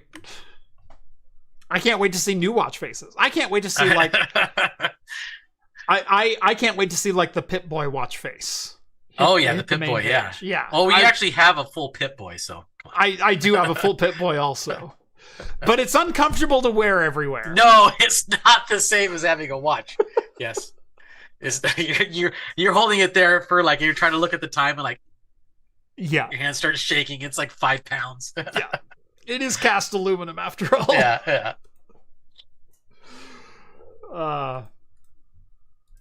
Anyone who said hi to me at PDX Land, you saw my Pip-Boy this last time. I have the full official from Bethesda prop recreation of the Pip-Boy from the TV show that I wore for a good chunk of PDX Land. So. Yeah, not the most comfortable thing in the world, but no. It's functional. Jeff has Pip-Boy gluttony. Yeah.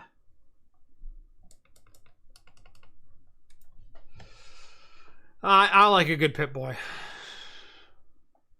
I like a good GoldenEye watch face. Oh, yeah. Putting all those fun things out there. Mm-hmm.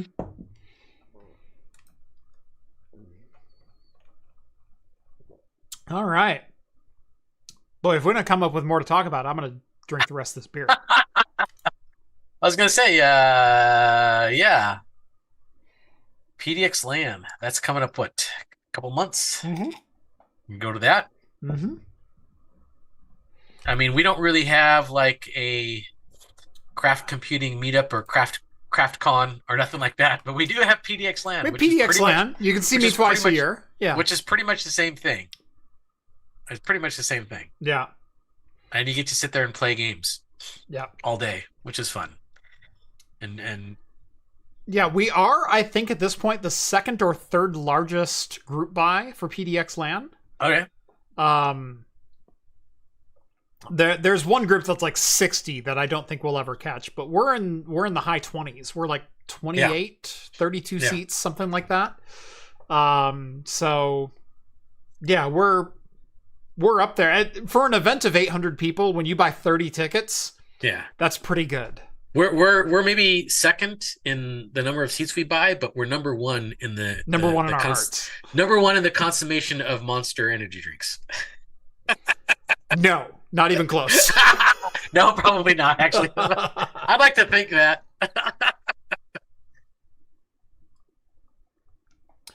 The Pebble doesn't show how it charges. Just says standard Pebble charger. The Pebble Steel and the Pebble Time both used essentially a MagSafe adapter. It was a USB connected charger that had 2 magnetic pogo pins and then a DC set of pogo pins as well. And so it would magnet to the bottom of the watch.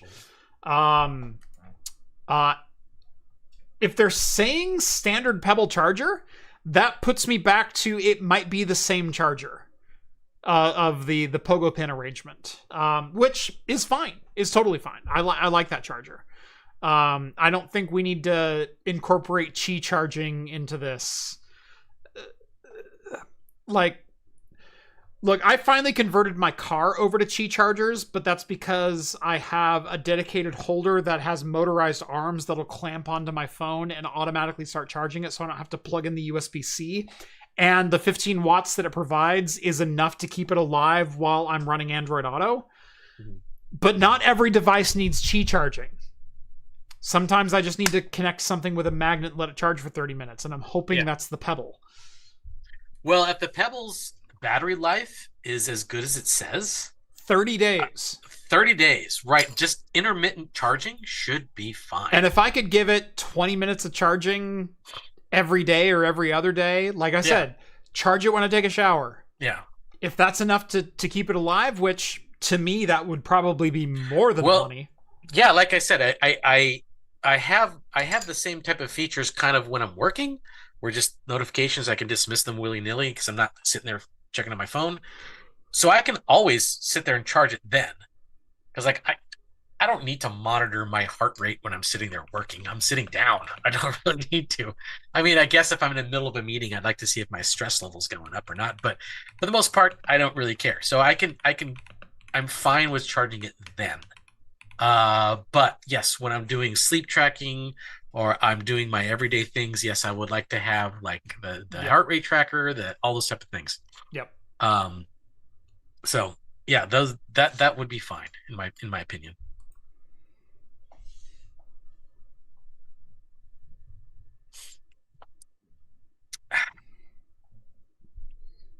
Yep. Yeah, no, some things, like, let's not complicate it. Let's just give it 2 pins of 5-volt DC and call it a day. Yeah. That means lower cost. That means less components. That means less to fail. I'm all on board for stuff like that. So, yeah. Like, look, I know it's sexy that you have the holsters that'll hold your AirPods, your iPhone, and your smartwatch, your Apple Watch all on one stand. Yep. I know it's sexy. It's also not nearly as efficient or fast as literally just connecting 2 wires. Yeah, I had to. We had at one point in time a small stand in our kitchen where we would just charge our phones. Yeah. Because it was just me and my wife, and we had 1 phone each. And it was just this, it was not very big. It was like maybe square foot. That's fine for 2 phones. Now, that doesn't cut it anymore. No. We got tablets, Fires, and our phones, and our watches, and all kinds of stuff they have to charge. It's like it gets to be this like giant mess. Yeah. Like I need to streamline my charging stations. I We need have a to. charging station in our dining room that I legit have a um 16 ports, Oh wow, 16 USB ports wow. that'll each deliver 5 amps. Okay, Because we have a tablet for each of my kids, with my right. youngest kid having 2. And Okay. I know that sounds excessive, but my youngest kid has special needs, and one of them is an AAC device. Mm-hmm. It's And needed then, yeah. yes, and so yeah, so we have 4 ports specifically for like iPads. We have another couple of ports for e-readers. My wife and my sister and my oldest daughter all have Kindles. Yeah. We've also got a couple of Chromebooks that will charge there over USB-C. Mm-hmm. And so, but I have like this is all inside of a cabinet. And so we can open Oh, a yeah. cabinet and there's one shelf Just dedicated to dedicated charging to equipment. charging. Yeah, yeah, yeah.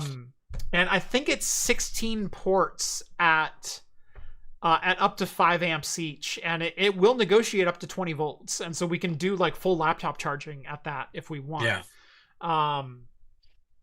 So yeah, 400 watt total output. That's 3.5 amp at the wall. Yeah, no, it's not a small charger at all. It's a, yeah, I want to say it's a 400 or 500 watt brick. Yeah. It's a big boy. Yeah, dedicated to USB charging. And we utilize the crap out of that thing. Gearling says he needs to bring his framework cluster of Strix Halo boxes to a LAN party. Yes, I think that would be incredible.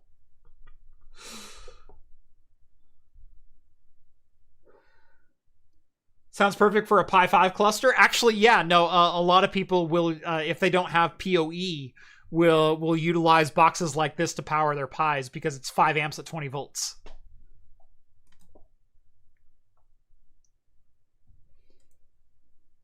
Builders need to put 4 USB-C outlets at every wall.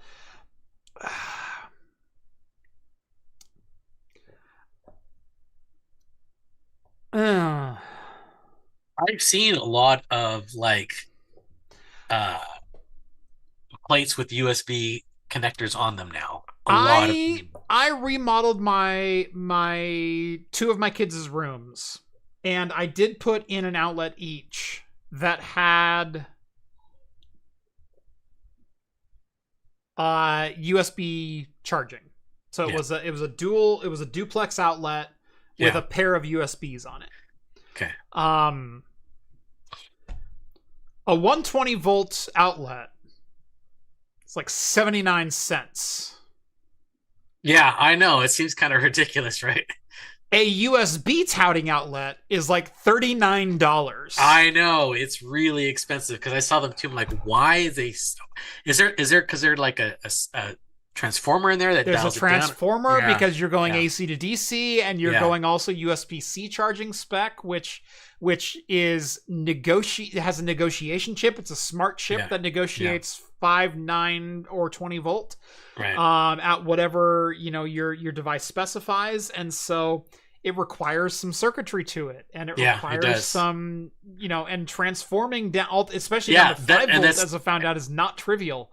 And it's also a point of failure too. That thing fails, then like replacing the whole thing, it's another $40. Where, like you said, just a little charger brick. That's nothing. I'd that's rather like put a charger brick in. I did do a pair of outlets for my daughters. Mm-hmm. They have a bunk bed set up in their room right now, and each of them has a USB integrated outlet. That was $80. I think I would much rather have back. Yeah. Having done it. I've seen them, but yeah, you're right. They're kind of exorbitantly expensive for what they are. Mm-hmm.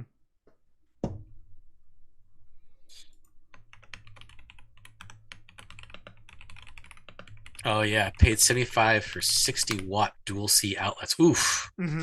That's a lot. Yeah, the dual C outlets are even more because again, they're higher wattage. And so it's a higher quality higher quality AC/DC transformer that also has to fit in that size space. And like I've got some really, really impressive like iPhone size chargers, maybe iPad size chargers that'll do 100 watts over USB-C. And those are like $40 by themselves. And if I put that into an outlet, I could guarantee that'd be $75. Yeah. Yeah, you're basically, when you put USB in, you're doubling the price of those outlets. Yeah. You're basically doubling it. And if you put USB-C, it's tripling it. Yeah. So I would rather buy a brick. Yeah. For what? How much is the USB charger? Right. Or the unit that I put in, my 400 watt USB multi-station 16 bay charger was like $120. Oh yeah. And that takes care of like how many? 16 devices? 16 devices? Yeah. Yeah. You're saving money at that point. Yeah. Chi says, does the iGPU cache access, or does the iGPU have access to the system level cache? If so, why does slide 9 say that the GPU to CPU coherency dealt with by the GPU's L2? That's a great question. I certainly can't answer it because I'm going off the data that's publicly available from NVIDIA. I don't think they are that intertwined because remember, these are one CPU produced by TSMC by MediaTek and a GPU die produced by TSMC for NVIDIA that are fused together with nothing but a PCI Express bus between them. The B10 GPU appears as a PCI Express device. It is PCI Express 5.0 X8 connected to the CPU, and that's the only connectivity outside of memory. It is a unified memory cache. It is a unified memory stockpile, 128 gigabytes of LPDDR5X. But I would imagine it is sharing the system memory and not going down to a deeper level of L2, L3 cache. In fact, I can almost guarantee it's not. Simply based on this is not a fully custom singular monolithic die.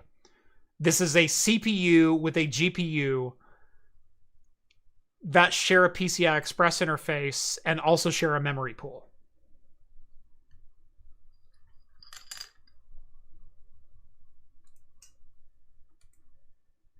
So that's what I'd say, is almost guaranteed no, simply from the outside looking in. It'd be nice if it did. But I'm sure it'd be nice if we had ice, water, and hell, too. Right.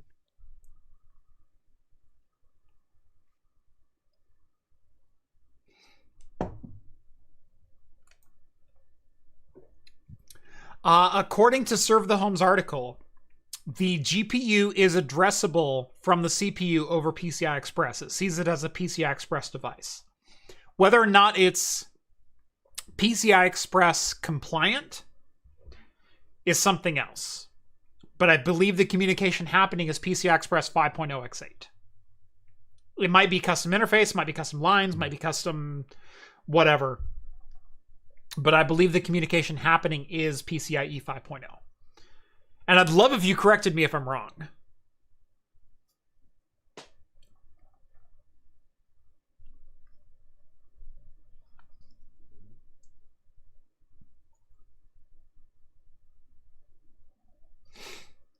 Okay.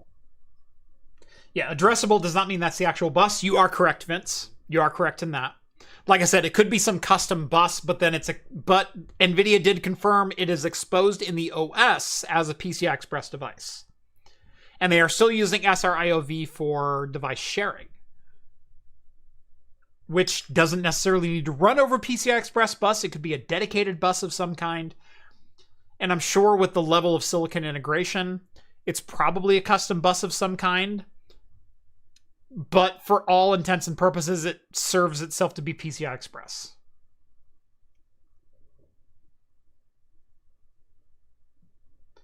CPU GPU link is NVLink C2C, which should be a fully coherent link.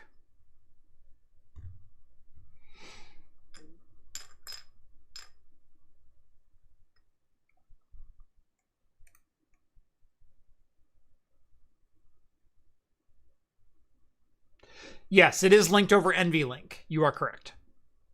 Chip-to-chip interface is high bandwidth, low power C2C interface, NVIDIA NVLink architecture.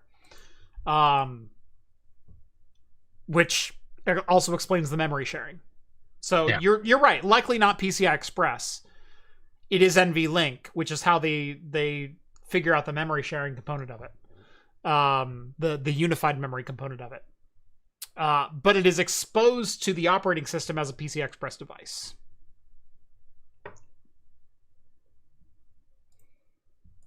Is there a precedent for using NVLink that way? I don't know of one. I don't think on the CPU side of things, but certainly at the GPU side of things, as far as coherent memory pool. Because that's one thing NVLink did is share memory resources across multiple devices. So tying the CPU memory controller direct to an NVLink bridge, that's kind of interesting.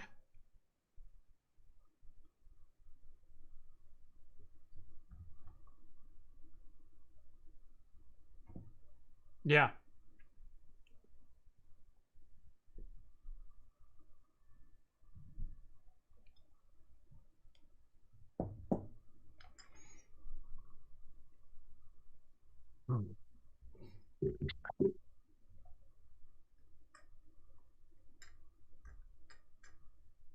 Oh. Jay says, I guess the GPU cores in a Mac are similarly not connected via PCIe. Correct. Yeah. They do have a bus that is shared with the CPU. They do share a memory controller with the CPU. But the Mac is not a traditional PCI Express connected interface. And she says, my question is more, where is the coherency being dealt with? Is it at the system level cache like MediaTek SoCs, at the fabric like STX, or like the slides say at L2? That is an interesting question. Let me know when you get an answer to that. That might not be answerable right now. Right.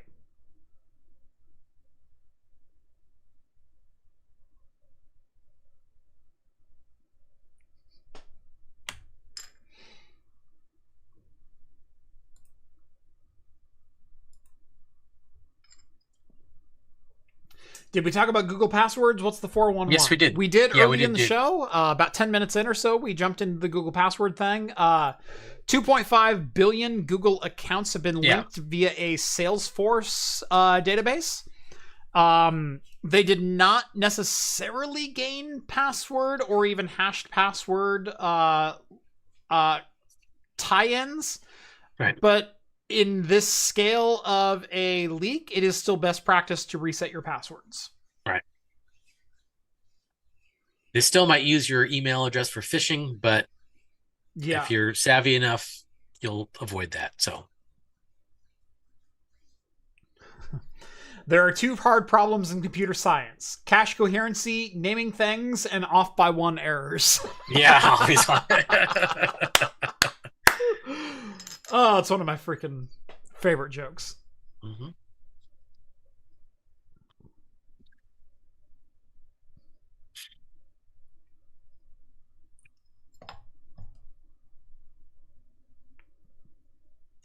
Was the Android Google registered cert for sideloading apps on the topic list for tonight? I do remember seeing that earlier in the week. Yeah.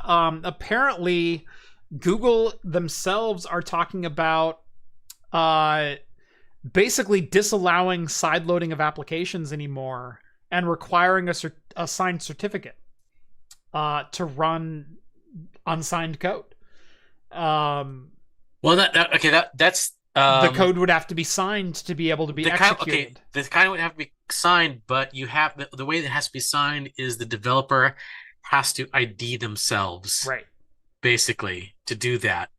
Yeah, that kind of sucks. To be honest. One of my favorite things about the Google Android infrastructure is to be able to just mess around with and create APKs, load it on my phone, mess around with it. Mm-hmm. I did that several times. I still like doing that. Having to be able to like jump through a bunch of hoops to do that kind of sucks. But as long as it's free and not like how Apple does it, where you have to, I don't know if it used to be $100. I don't know what it is now. It might be more to just register as to be a developer. Yeah, I mean, I kind of get it. So it's, you'll have something assigned to yourself, so you're not putting it out into the world that's going to be malicious. Yeah. But as long as it's still free, as long as they're not charging you money for that validation, I guess it sucks, but it's I guess it's better than like dealing with a bunch of nefarious APKs that are out there. Part of me looks at it the other way of who decides Google is the gatekeeper for their own open source OS on what you run on it.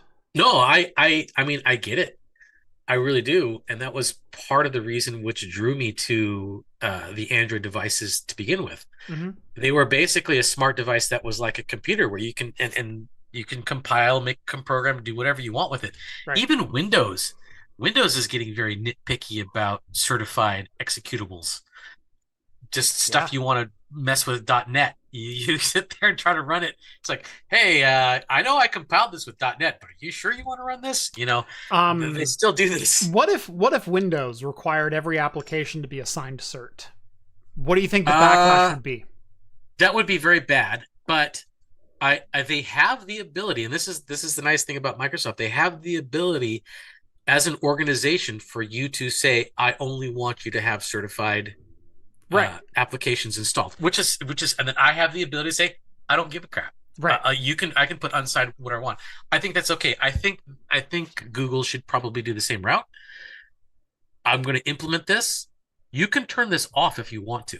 Please, you can turn this off if you want to, but just know here's the ramifications if you do. So requiring that they do, as long as they have the ability to turn it off on the device, not that bad. I think with your average average user's device, who's just like, hey, I'm just using this as whatever. Yeah. Your Mima and your parents and who don't really understand technology that well, that might be a good thing to help keep them safe. But me as an end user who likes developing stuff on my phone and on other applications, I would turn that off. Keep them safe or keep them in line? I don't know. Like in most, it depends what the end use case. Do you realize that SteamOS exists because Microsoft said we're going to require every company to have a signed exe, and we are disallowing third-party app stores? And Steam went, "Fuck you." No, yeah, we'll make our own OS with blackjack and hookers. Yeah, I know. And they backed away from it. And because Steam put up such a fit and actually followed through with a threat, Microsoft said, "Okay, we'll back away from that policy." Why are we accepting of this on Android and not on Windows? Okay. I still think with Steam that was a little bit different because it's geared specifically towards gaming. Not to say that you can't have a game with a bunch. I mean, even now with Steam, there's been some suspicious stuff where they had like not Trojans, but like Bitcoin or coin mining type of stuff embedded in stuff, and to their they did weed those out, ban those things. Yes, it did, but it's still but I mean, I'm talking how there's more Android devices out there than there are iPhone iPhone devices. Like Sure. there's more because they're cheaper. That's just the way it is. It's cheaper. Yeah. So having all these like readily, easily hackable devices out there in everybody's hands. I mean, I don't know. I'm still in the camp of like, yeah, keep it open. Just keep it open. Do whatever. Yeah. But I also understand their thinking of why they would do this. Yeah. It's an interesting conversation. But the problem with this conversation is you're giving the keys to the kingdom to Google, which does rightfully own Android. And sure, they can make their own decisions for their own software however they want, but their software is supposed to be open source. Apple's been doing this since day one, though. Apple's been doing it since day one. Day one. Sure. Right. Which is why they're also defending themselves against 20 different lawsuits from various creators and software agents and things like that.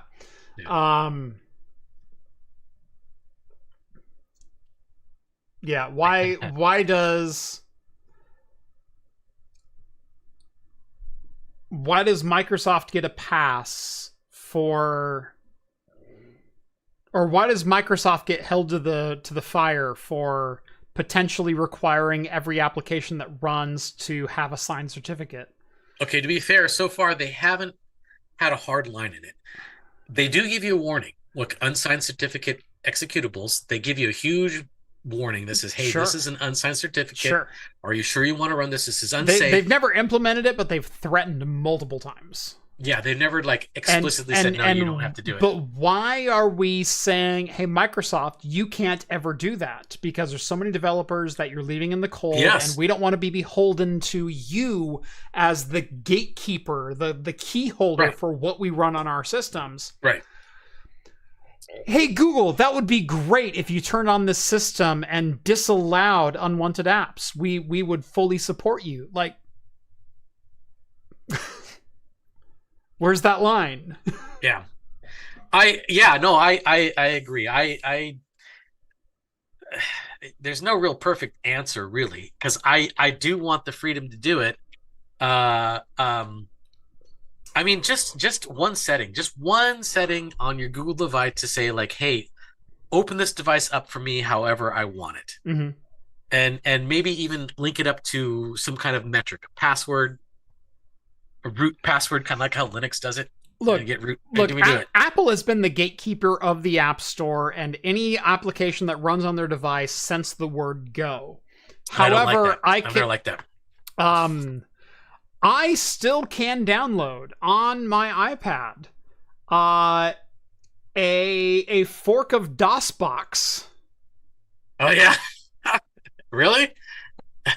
Wow. Because I spent $1 and bought a fork of DOSBox that would run on iPad, that I could sideload with whatever applications I want. You could put a whole bunch of emulators onto DOSBox and do all kinds of stuff on DOSBox, yeah. Yes. Wow. With Bluetooth controller support, including up to running no cache Game Boy emulator for running Game Boy. Wow. Games. So whoever was monitoring that just really let it slip by, because they didn't have no idea what was going on. Yeah. So someone slipped in it was supposed to be a classic games system. And they're like, yeah, you can play like 10 old DOS games that we decided, and it's got a keyboard emulator in it and things like that. Yeah. And you can play these 10 old DOS games that are fully open source or demos or whatever else. Mm-hmm. And they went, holy crap, this is a full fork of DOSBox. Yeah. And now we can sideload it with whatever we want. And because you could sideload it with whatever, your file sharing is open, and so when you plug in your iPad to iTunes to sync it, which was the style at the time, you could load it with whatever files you wanted. And I ran Windows 3.1 in an emulator with a full mouse and keyboard emulation, and you could it was fun. It was a lot of fun. But that was assigned code from Apple at some point in time, which, if I went and downloaded it, would still be signed code. Yeah. So even though you required side and code, I've also got a couple of SNES emulators that snuck through the approval process at some point in time. I believe it was someone snuck through. What was the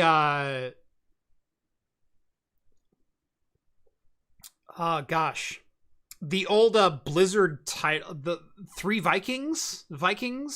Yeah, that was a Blizzard title. Yeah, Yeah. Three Vikings. Yeah, that was an old DOS Blizzard one. Yeah. Yeah, someone snuck through a copy of, I think it was Three Vikings, for the App Store. That was nothing more. That was nothing more than the SNES ROM.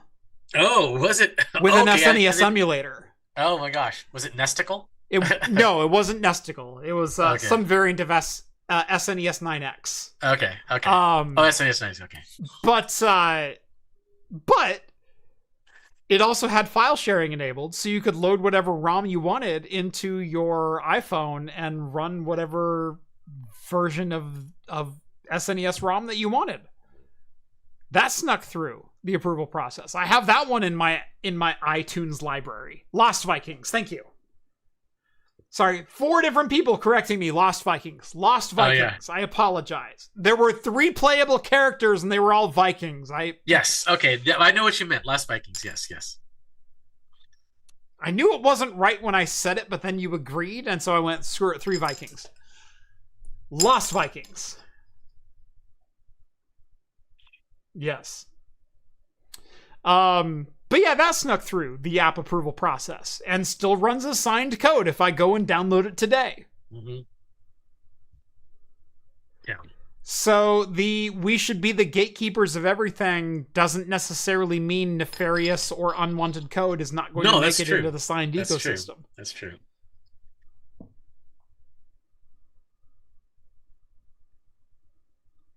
Yeah, I don't mind a small level of security, because yes, your average user, your grandma, your grandpa, or whatever out there, they're not going to go switch the dev mode on or whatever, or like advanced mode, or allow side loading. Just a small switch, right? Doesn't have to be crazy. Just I will allow side loading. Boom, you can do it. Most people won't, and that's fine. Then that'll keep them safe. But if I want it on, I want to be able to turn it on. Right. Just no questions asked at that point. Yeah. I wouldn't mind necessarily an opt-in, only allow apps from the Play Store. Yeah. But I believe that should be opt-in. Yes, I believe it should be opt-in too. Or an easy toggle switch somewhere. Yes. Yeah. Hey, do you want to lock down this device? Do you and not need a device manager, an administrative application, an MDM to enable that feature. I think that feature is definitely valuable. Yeah. But it should be easy to switch on and off. Very, very easy to switch on and off. Yeah. Especially for, that's the thing that drew me to Android devices. Yeah. The ability to do whatever you want. Sideload stuff as much as you like. I don't care. Yeah. And even the eroding of the rooting of the phone and installing your own OS, different varieties of OS on your phone has been really depleted as of late. Yeah. Even with newer like flagship devices, the flagship Samsung devices, it's very, very hard to root those things now. Yep. They're making it harder and harder and harder to do that.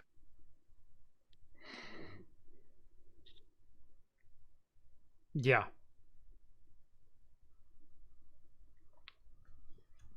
I don't know. Maybe it's because of theft. I guess somebody steals your phone. You don't want them to be able to just like root the phone and repurpose it. I think that's part of it. A little user protection in the form of carrier level lockdown. Yeah. Although that could probably happen from a carrier level anyway. And so, blacklist the IEMI number. IMEI? IEMI. IMEI. IMEI is what it is. Yeah. IMEI. Yeah.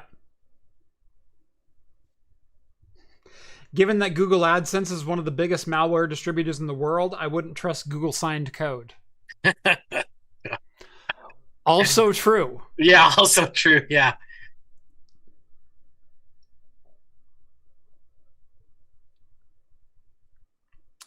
Andy chiming in, the thing that drove me nuts was the ecosystem had no coherency. I like fiddling with my workstation, but I need my phone to just work. And that's always been my level of tinkering is, look, I have a workstation at home. My workstation, this workstation, I don't even have Steam installed. I have OBS, I have DaVinci Resolve, I have Chrome, and I have a couple other programs, and that's all that ever resides on this machine. To make sure it keeps running at peak efficiency, to make sure it doesn't have any bloat, to make sure that the services I need to run at whatever particular time, at whatever impulse of mine, will fire up and will run at 100% efficiency. That's this station. I have systems that are just for BSing on. Yeah, exactly. I have systems that's like, hey, I want to try this new open source port of a game that's 20 years old from another developer. Cool, let it fly. Well, we're at the stage of like smartphones and stuff where it's kind of the same thing. I have this old smartphone. Can I just root it and put this new distro on it just to see what I can do with it? That's out there now. We should be able to do that. There shouldn't be any reason why we can't do that with any device that we have right now. But it's quickly coming that we can't. They're hardware locked now. A lot of these flagship ones are very hardware locked. But my primary phone, I don't do anything on. Right. I take calls, I text, that's it. I take calls, I text, I surf Reddit. I manage my YouTube page from here via the Studio app. I've got maybe a dozen apps installed on this. And like 9 of them belong to my bank. Yeah. No, I think tech enthusiasts have a lot of compartmentalized devices. Like they definitely do. I have my gaming PC. I have my work PC. I have my servers PC. I have my rack. I have my all these type of things. Yes. Yep. We all compartmentalize this now. But that we are the exception, though. Yes. I mean, also true. We are the exception. Yeah. Most people, I mean, even nowadays, they just have a phone. And that's it. Yeah. Yeah. I do find it funny that my workstation PC is a Ryzen 9 7900X3D. Yeah, that's nice. That's a nice. With a 4070 Super. Oh, nice. With 64 gigs of RAM, 12 gigs on the graphics, a 2 terabyte Gen 4 SSD, and it runs OBS and Chrome. That's my gaming workstation right there. My gaming PC is an RTX 4060 and a Ryzen 3600. Okay, see, that's backwards. That's like what you described as your. That was my gaming PC. Right. And then like.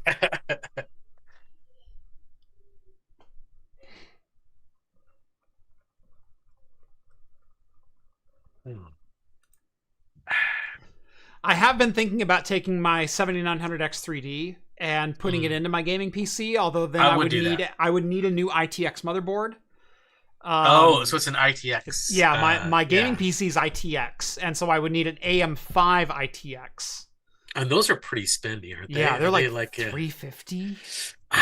Oh my god, they're up there. Oh. Yeah, and then am I really getting the benefit of an X3D running a 4060? Because I also want it to be fairly low voltage, low wattage. Yeah.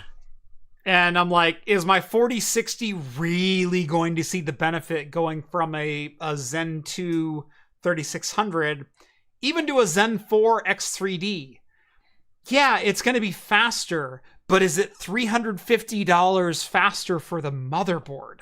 Yeah, probably not. Yeah. So it's going to take a long time of usage to kind of make up for that. Yeah, and difference. And the only thing I'm thinking about doing is swapping in the 9900 or maybe my 9950, not even my X3D, but just the 9950X into this workstation. So I've got a full 16 cores. Well, wouldn't it be cheaper to just upgrade it to a bigger case, or is it like you want to kind of make it more I versatile? wanted that small form factor. You want that this small this form is factor, yeah. sits upstairs on a shared desk. Yeah. And in fact, we're moving from 2 workstations to probably 4 in the next month. So I'm going to add desk space to the workstation that's upstairs. Yeah. So yeah, it needs to be like small, compact. I'm going to be running 4 workstations on a single 15 amp circuit. Oh my god. Okay, yeah. It's got to run. It's got to run small, yeah. And it needs to fit in like a 250 watt envelope. So just making things difficult for yourself. Just go big or go home. Just do the monster truck of the PC build. Just go Bigfoot. Just go all the way. My problem is that I am a PC gamer. My wife was a console gamer, and she's now a PC gamer. Of course. And so we still have a couple of Nintendo Switches, and she still kind of plays on that. But she has been huge into Baldur's Gate 3 lately, and playing a couple hours of that a day at least. And so she has one workstation, and then I have another workstation. And my workstation is kind of shared between me and 2 other people because my sister also lives with us. Yes. And my sister has always been a PC gamer. I know, because she's my sister. Yeah. And so now she's gaming on my PC, and then also I have my oldest daughter who also plays on my PC. My middle child is also starting to get into gaming and has wanted to play. So we have one of the Pokemon mods for Minecraft that she's been jamming at. Yeah. And it's PC only, and it's a fairly intensive mod because it has all 151 original Pokemon that you can play, battle, collect, all inside of the Minecraft environment, and it's a freaking great mod. Yeah. So basically the 5 of us share those 2 PCs right now, and I'm looking at expanding that to 4 PCs, so at least 4 of us can sit down at the same time, or at least 3 at the same time, with 1 in rotation. Yeah. And how do you do that? Well, you have to build everyone a gaming PC. I completely understand. I have one kid, and he's like really crazy about PC gaming right now, and I can't imagine that times 4. Right. It's like I wouldn't. You're right. I wouldn't have the space. It's me, my wife, my sister, and my 2 oldest kids. I would not. It's 5 I would not people have this, in this house. I would not, who rotate on 2 gaming machines. Yeah, right I would now. not have that. I would not. You're right. I would not have the space for that. Yeah, that would be crazy. Yeah, I would have to go ITX or something like that to just compact that. Yeah. So yeah, no, I'm looking at, I'm probably going to spin back up one of my ITX Chinese market motherboards, like I've got like a 13600, and then I've got some Tire Lake boards, like an 11400. I'm probably going to spin one of those back up into an ITX box with maybe my old 3050 that I pulled out. But I only have one 3050, and so do I go buy another 3050 so it's nice and low watt? Do I buy a 4060? Because that's 120, like it's still within the envelope that I need it to be. Do I go buy? Yeah. So pretty soon you're realizing why you love the idea of having virtualized workstations for gaming. Yes, or do I just virtualize it all? Everything, yeah. And give everyone a damn Chromebook. And everybody can just play on whatever thin client they want. Makes sense. It makes sense. This is why I'm so ingrained with this idea. This is your origin story right here. This is your origin story. Now, I will say, I do have the 8 Tesla V100 system in a colo now. Yeah. Maybe that's the avenue I utilize. Like, maybe we all get a V100 for ourselves. Yeah. There you go. At the expense of AI processing for the Discord server. Sorry, can't use this right now. We're playing Pal World. Yeah, exactly. We're all playing Pal World right now. A rack of MSO1 units, problem solved. There you go, but I still need graphics with them. Yeah. That solves my compute problem, but not necessarily my graphics problem. And as you've seen with my graphics problem, I have heavy needs. I need 70 watts of 804,000, not 50 watts of 804,000. Yeah, it's always been the issue. Right. Yeah, is the graphics processing. Right.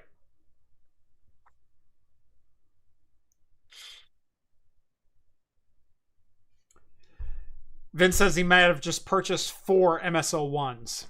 I salute you. Yeah, of course Vince would do that. I have been heavily considering buying a couple of rack mount shelves just to mount some MSA2s to, and running all of my stuff in like one unified Ceph cluster. Oh, wow. How much that's going to cost you? A lot. Oh, yeah. I was going to say, it's probably not a cheap... I mean, it's a solution for what you're trying to do. Right. But... It's like $700 per MSA2. And then I need probably 128 gigs of memory each. And then I also need a pair of M.2s. So like 1.92 terabytes each. So that's another $100 per M.2. So $800 just in storage. Yes. Then you Ceph cluster it together. So you end up with 4 terabytes for the 16 terabytes that you bought. And then I still don't have a graphics solution, so do I buy some like 3050 single slot cards and run those in there and then virtualize graphics on those? Like, how do I do that? Like, and then I've only got 4 workstations, not 5. So yeah, the whole virtualized system, it breaks down at scale. Like for one, if I needed to add one workstation to my house, screw it. RTX 4000, drop it in a server, done. I need to add 6 of those. Right. No, that's always, scale has always been the issue. I mean, even when graphics wasn't involved, it's always been an issue. Yeah. Jay says, did I really give the A2000 the old college try on the MSO1? Yes, I gave the A2000 the old college try and the 4000 Ada SFF the old college try. And regardless of what people might say, I used the right tape, believe it or not. And the results are the same. Sounds like a good segue to an old sponsor for cloud gaming, Maximum Settings. Look, I considered that as well. I considered like $20 a month for, that in the cloud, but I'm a home labber at heart. I want to host it myself. I would rather go out and buy. Oh God! Well, also when you have the hold on. Do I buy 4 RX 580s and water cool them in my Genoa server? That's a video. Did you do that? No, I didn't, but I could. You could. Do I just buy 4 low-profile, like 3060s, 4060s, and water cool them so they're single slot? No, that's not. That's everybody does that though. A water cooled single slot, that's fine. We need a new Tesla P4 size Ada card. We have that. It's called the L4. The problem is it's $2,000. Yeah, it's not affordable. Yeah, the L4 exists, and I tried getting NVIDIA to send me a pair of them, and they said no. They're not sampling those right now. Right. So I've tried. I have a couple more avenues for that. Green, Jeff, you need the X080. Mine is on my way. It gets here on Tuesday.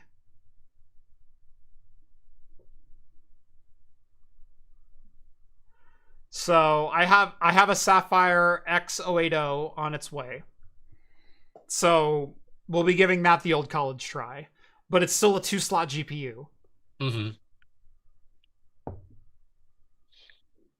Yeah. Any sentence that starts, do I buy, will instantly be agreed upon by the comments. And that's the problem, is I'm trying to find, like, I only want to spend my money once. Yeah. Because it's my money. Yeah. Everybody was fine with... You said water 580s? Water OX80s.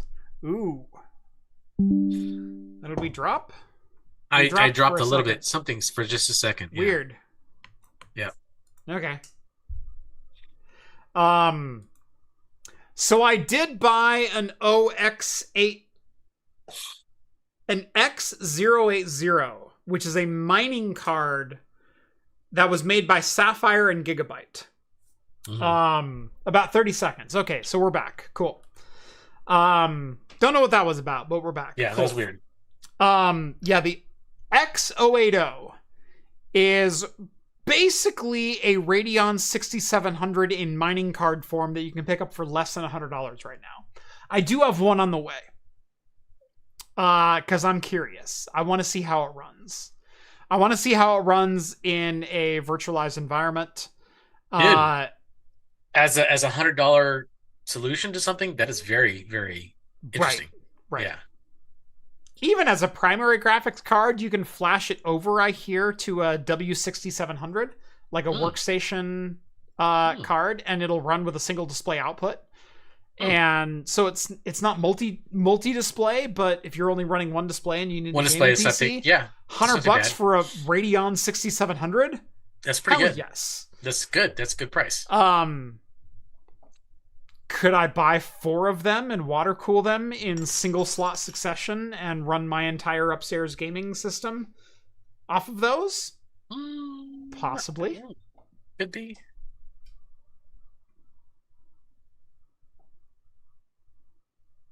Possibly.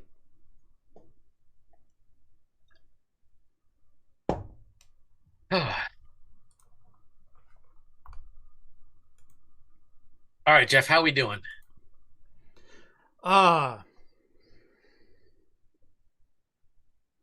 Is that enough? Is that enough for the after party? Oh, that's all that's left. Yeah. I think it's enough for the after party. Okay. I'm doing all right. I mean, I'm doing all right too. I do have to go pee though. Yes. I figured that's where you were getting at. Yeah, that's what I'm getting at. All right. Well, I think I'm good. Are you good? I'm good. I'm all good. Right. We had some great discussions. I love this. This was a really fun time. I had a great time. I had some good beers. I don't even know if I'm able to finish that. It's so rich. But anyway, this has been episode 397? I don't even remember. Okay. Yeah, 397. Yeah. You know what? Watch us on Wednesdays. Subscribe. Join the Patreon. Yes. I'm tired. Yes. Come to the after party. We'll do some more rambling. Have a good night, everyone. Yes. Have a good night. Cheers. We'll